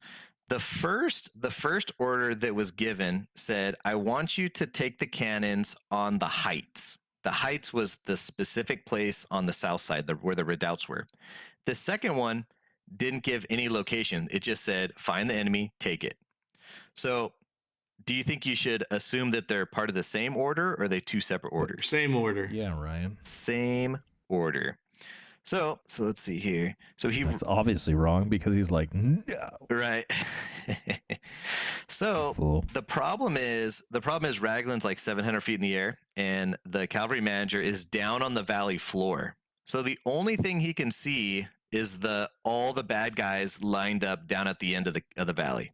So let's see here. So he's getting ready to hand it back to the guy to run down and talk to him, and instead he wants to switch out the guy for someone who's a faster rider to go down there and check it out. He's like, "Hey, get down there and tell that guy to make it happen." So he goes down there and he hands off to the cavalry manager, and the guy says, "Attack what? Where are these cannons? Where do I need to go?" And so the guy who delivered it, the new guy, he says, "Over there," and kind of waves his arm, down there at the end. "See that? That's the bad guys. Go get it figured out." What an idiot. And he's kind of insulting about it. Yeah. So then the cavalry manager, he takes it down to his cavalry foreman, and he says, "Hey man, we got to go do this." And the cavalry foreman says, wait. There's Russians on the north side, Russians on the south side, Russians on the east side. 3 different sides, and you want us to run all the way to the east side and attack them. Oh, and it's over a mile to get there. This is stupid. I'm not doing this. Well, these guys were actually brother-in-laws that hated each other. So he's like, "No, dude, you're doing it." And he's like, "You know what? F you. I don't care. I'll do whatever." So they don't talk about it, and they start riding. Now, so just imagine you have these guys in red. I'll go like this. I'll go like this. You have these guys in red that are coming down. You got cannons lined up on the north side, cannons entrenched at the other side, and cannons on the south side. And yet they have to run for a mile in formation. So as they're doing that, it's a mile across, and you can't sprint the whole time. So they have to do a trot for a little while. It took them 7 minutes to get across this valley. And for 7 minutes, you had 3 different sides completely unloading cannonballs on you, unloading. So they're getting blasted from every side. They finally get down to the end to start hitting the artillery guys. So they run in there and they're hitting them with their swords and stuff. And then the Russian cavalry comes out and starts beating them around. So they decide to retreat. Well, when you retreat, it's another 7 minutes westward to get all the way back. So not only did they go 7 minutes in cannons the first time, they did 7 minutes the opposite direction. So basically on the way back, they got half their people just blown up. It was like getting shot in a barrel. So the question I have for you guys is, who messed up in this chain of command? Leader always is to blame. It's the leader. Always. Yeah, they Raglan. fucked up. Ragland.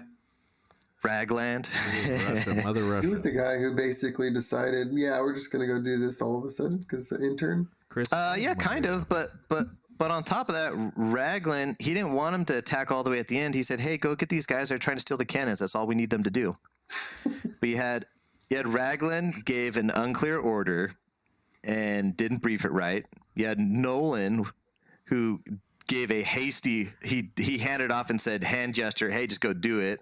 Then you have Lucan, who didn't put the pieces together. And then you have the final guy, Cardigan, who saw it was a bad idea, but because he was bitter with his manager, he didn't want to talk about it. So kind of all four of them messed up on there. Now, who's Nolan? But the reason I say Nolan, so Nolan is, I labeled him as a Leroy Jenkins. I kind of briefly skipped over him to P. Steven, but Nolan was a random guy that got picked to go give the second order.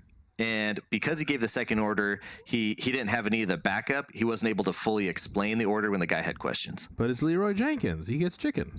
That's right. A dragon. So I tried to recreate this concept today. Before the podcast, I decided to call the Cowboys and start a game of telephone. Oh, shit. And at this point, I'm really curious to see how it went. I got so scared right now because it's the telephone. The telephone. So I started by calling Ryan. And this is what I told Ryan.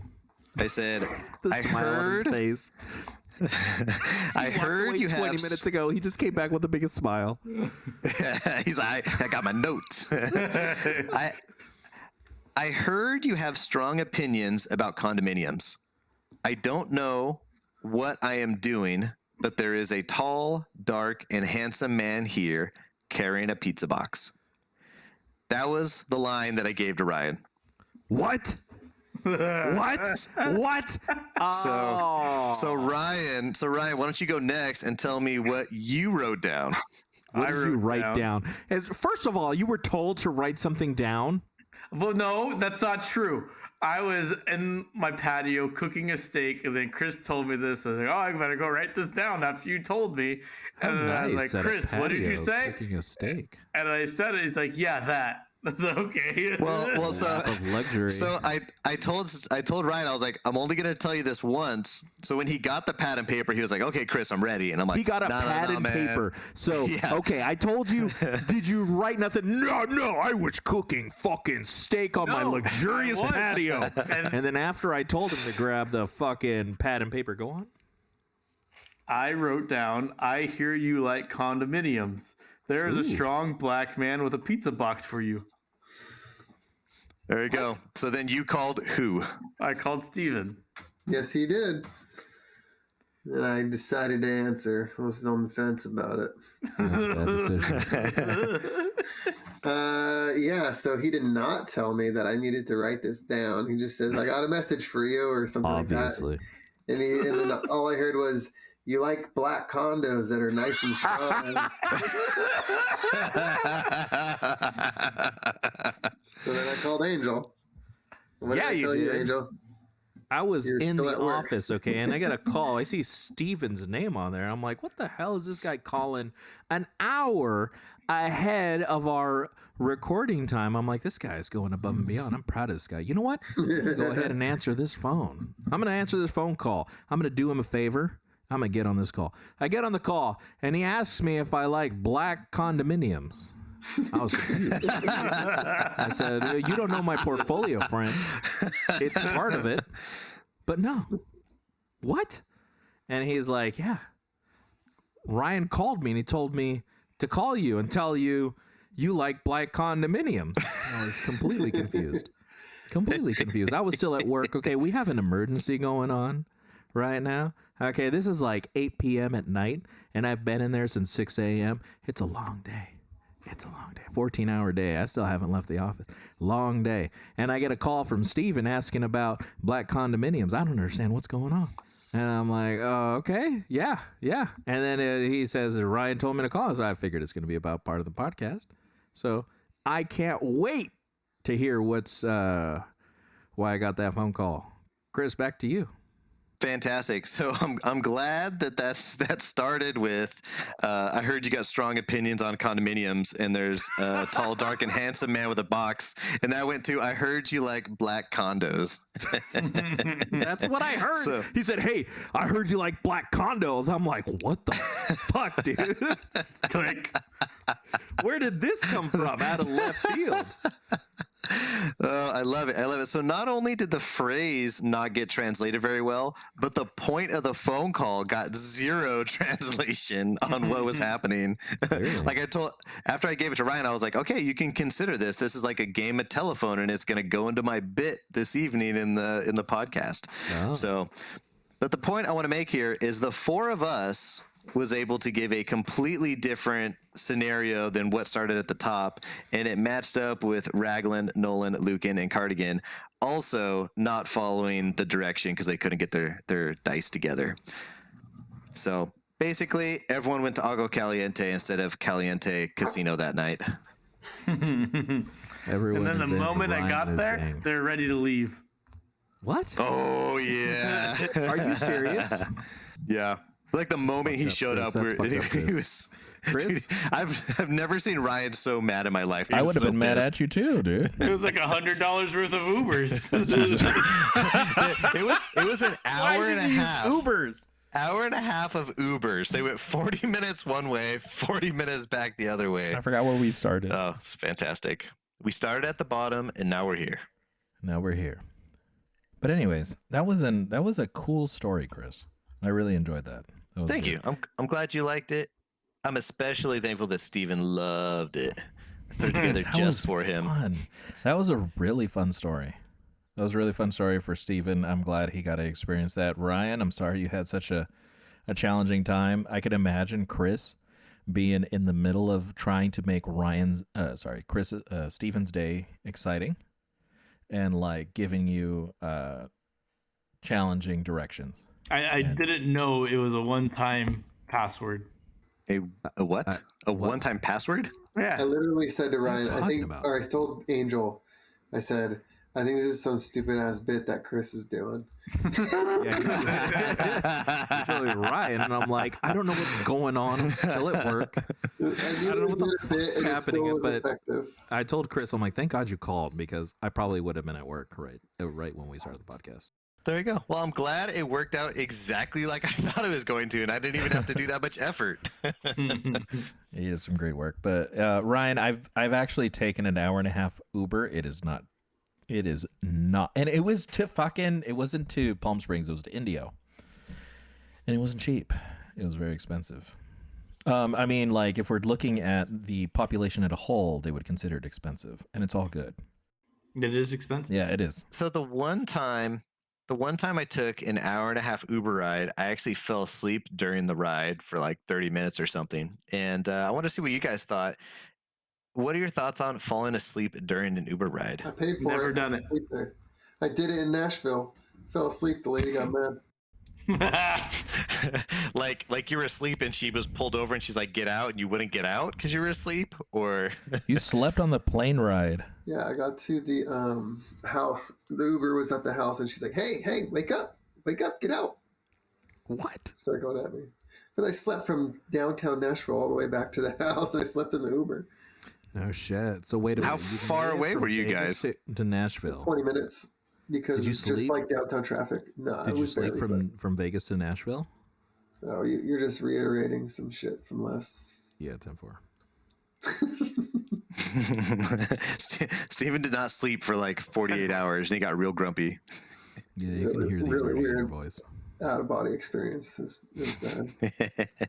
Ryan, so did you like enjoy any of the weekend? Because that sounds like a 1-day ordeal. Did you just do like a classic, like, fuck this shit, I'm out? I had a great time.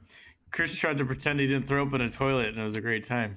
I did. I want to hear that story. What do you mean he didn't pretend to throw up in a toilet? So on Saturday, we set it up like a competition. We were gonna do a realistic beer Olympics. Have you ever done a beer Olympics? God damn it, yes I did. And instead I got like 30 hookers that I wasn't ready for.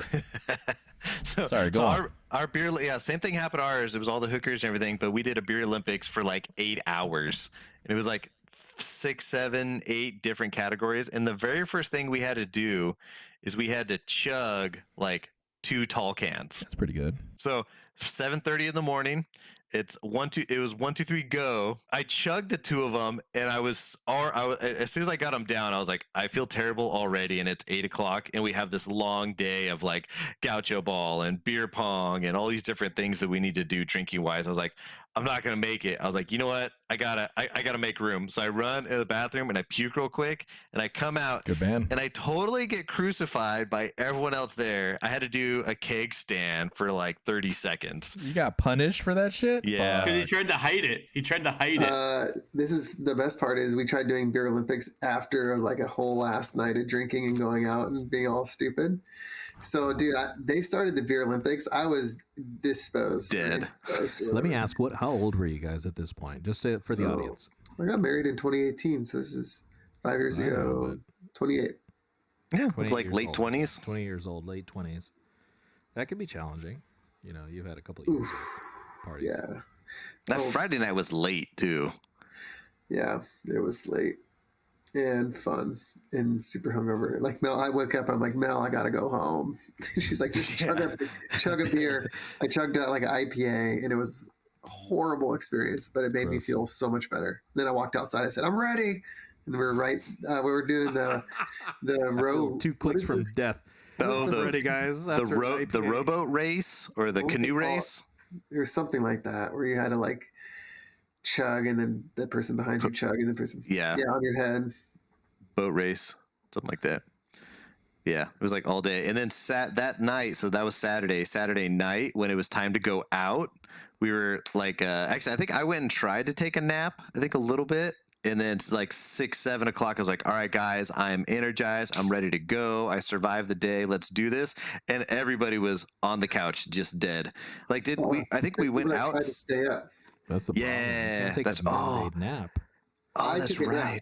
I took a nap. Yeah. You got to keep going. Yeah, I took a nap because I was like, bro, we ain't going to make it tonight if we don't fucking take a nap. So I took a nap. Everybody else was like, no, fuck it. We're going to keep partying. And dude, the people who took the naps fucking went out all night and had fun. Oh, they did? Fucking were dead, like Anthony and Alex. Yeah, dude, there were some people that I don't think they slept, dude. Because the Friday night we came back at like 2, 3 a.m. or something, and they were like, "Hey, let's just rage and keep going into the morning, and then beer Olympics all day." Yeah. Shout out to Cactus Tony. So that's some good work, man. Because my experience is I need to keep going, otherwise, if I take a nap, I'm done. Yeah. It's the like Vegas pool nap, man. Every time you go to Vegas and you party in the pool all day, between 3 and 8 o'clock in Vegas, or whenever you get back from the pool, that's when you sleep. From 3 to 8, you put on your shit, go out for the rest of the night. That's right. Otherwise, you'll not make it. I did that shit when I was 21. I had to take a nap. Settle down. You go hard. We know you're a champion. We know you're a fucking. You do it, dude. You go all out. And then while I was trying to take a nap that day, I would just lay down and I would wake up because someone would slap me across the face, and I'd be like, "What?" And they're like, "No sleeping." And I was like, "Okay." So I went to like a different room and like laid down, closed my eyes. I got slapped in the face again. No sleeping, like really hard. So what I did is I was hiding like partially under the bed in the corner. He's trying to hide like, I don't want to get slapped again. This is bullshit. I just want to take a nap. I hid there for a while and it worked out. Ryan, how many people have you slapped awake? Slapped awake? Yeah, like Chris. I've never slapped anyone awake. Oh, you're a good man. You're a good man. How rude. How dare you? How dare you? Keep the party going. That was Ian. Ian slapped me multiple times. Oh, nice. Shout out to Ian, not a sponsor. Such an Ian move. Yeah. Ladies and gentlemen. Okay. So thank you so much, Chris. Very good.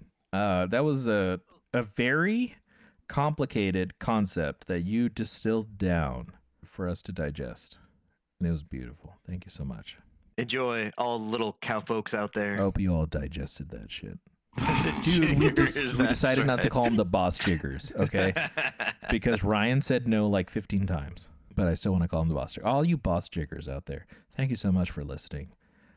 Please like and subscribe. And please, for the love of God, bring more sushi. Admit when you poop your pants. That's what I expected you to say, God damn it. No, fuck you with the goddamn poop. I swear to God. All right, ladies and gentlemen, thank you so much for listening. Please like and subscribe. I think you pooped your pants. No, dude, I've never shit my pants. God damn it! You're You fucking shit your pants. Please live in your shame. Live in your shame. Thank you so much for liking and subscribing. Please comment. We love your feedback. We love to comment back. By the way, Ryan, today I saw Mike's response on Apple Podcasts. Who, my brother? Yes. What did he say? Besides the comment, how many stars did he rate us? 5, dude. Fuck it. This is Mike. Yeah. This is Mike. I'm not going to say his last name for safety, of course. Jesus Christ, my wife is calling. So, great chemistry with the hosts. Informative and entertaining topics. Love to listen at 1.5 times speed. Psychopath. How dare you, you fucking idiot. You fucking slow-minded, I swear to God. Of choice. Anything else to add, guys? Yippee-ki-yay. I wish I had a fart loaded up. I'd rip one right into the mic right now. God damn it. Just force it out, Steven. How dare you. Hey, it may not be a fart. No, I don't know, man. All right, we'll see you next time. And then...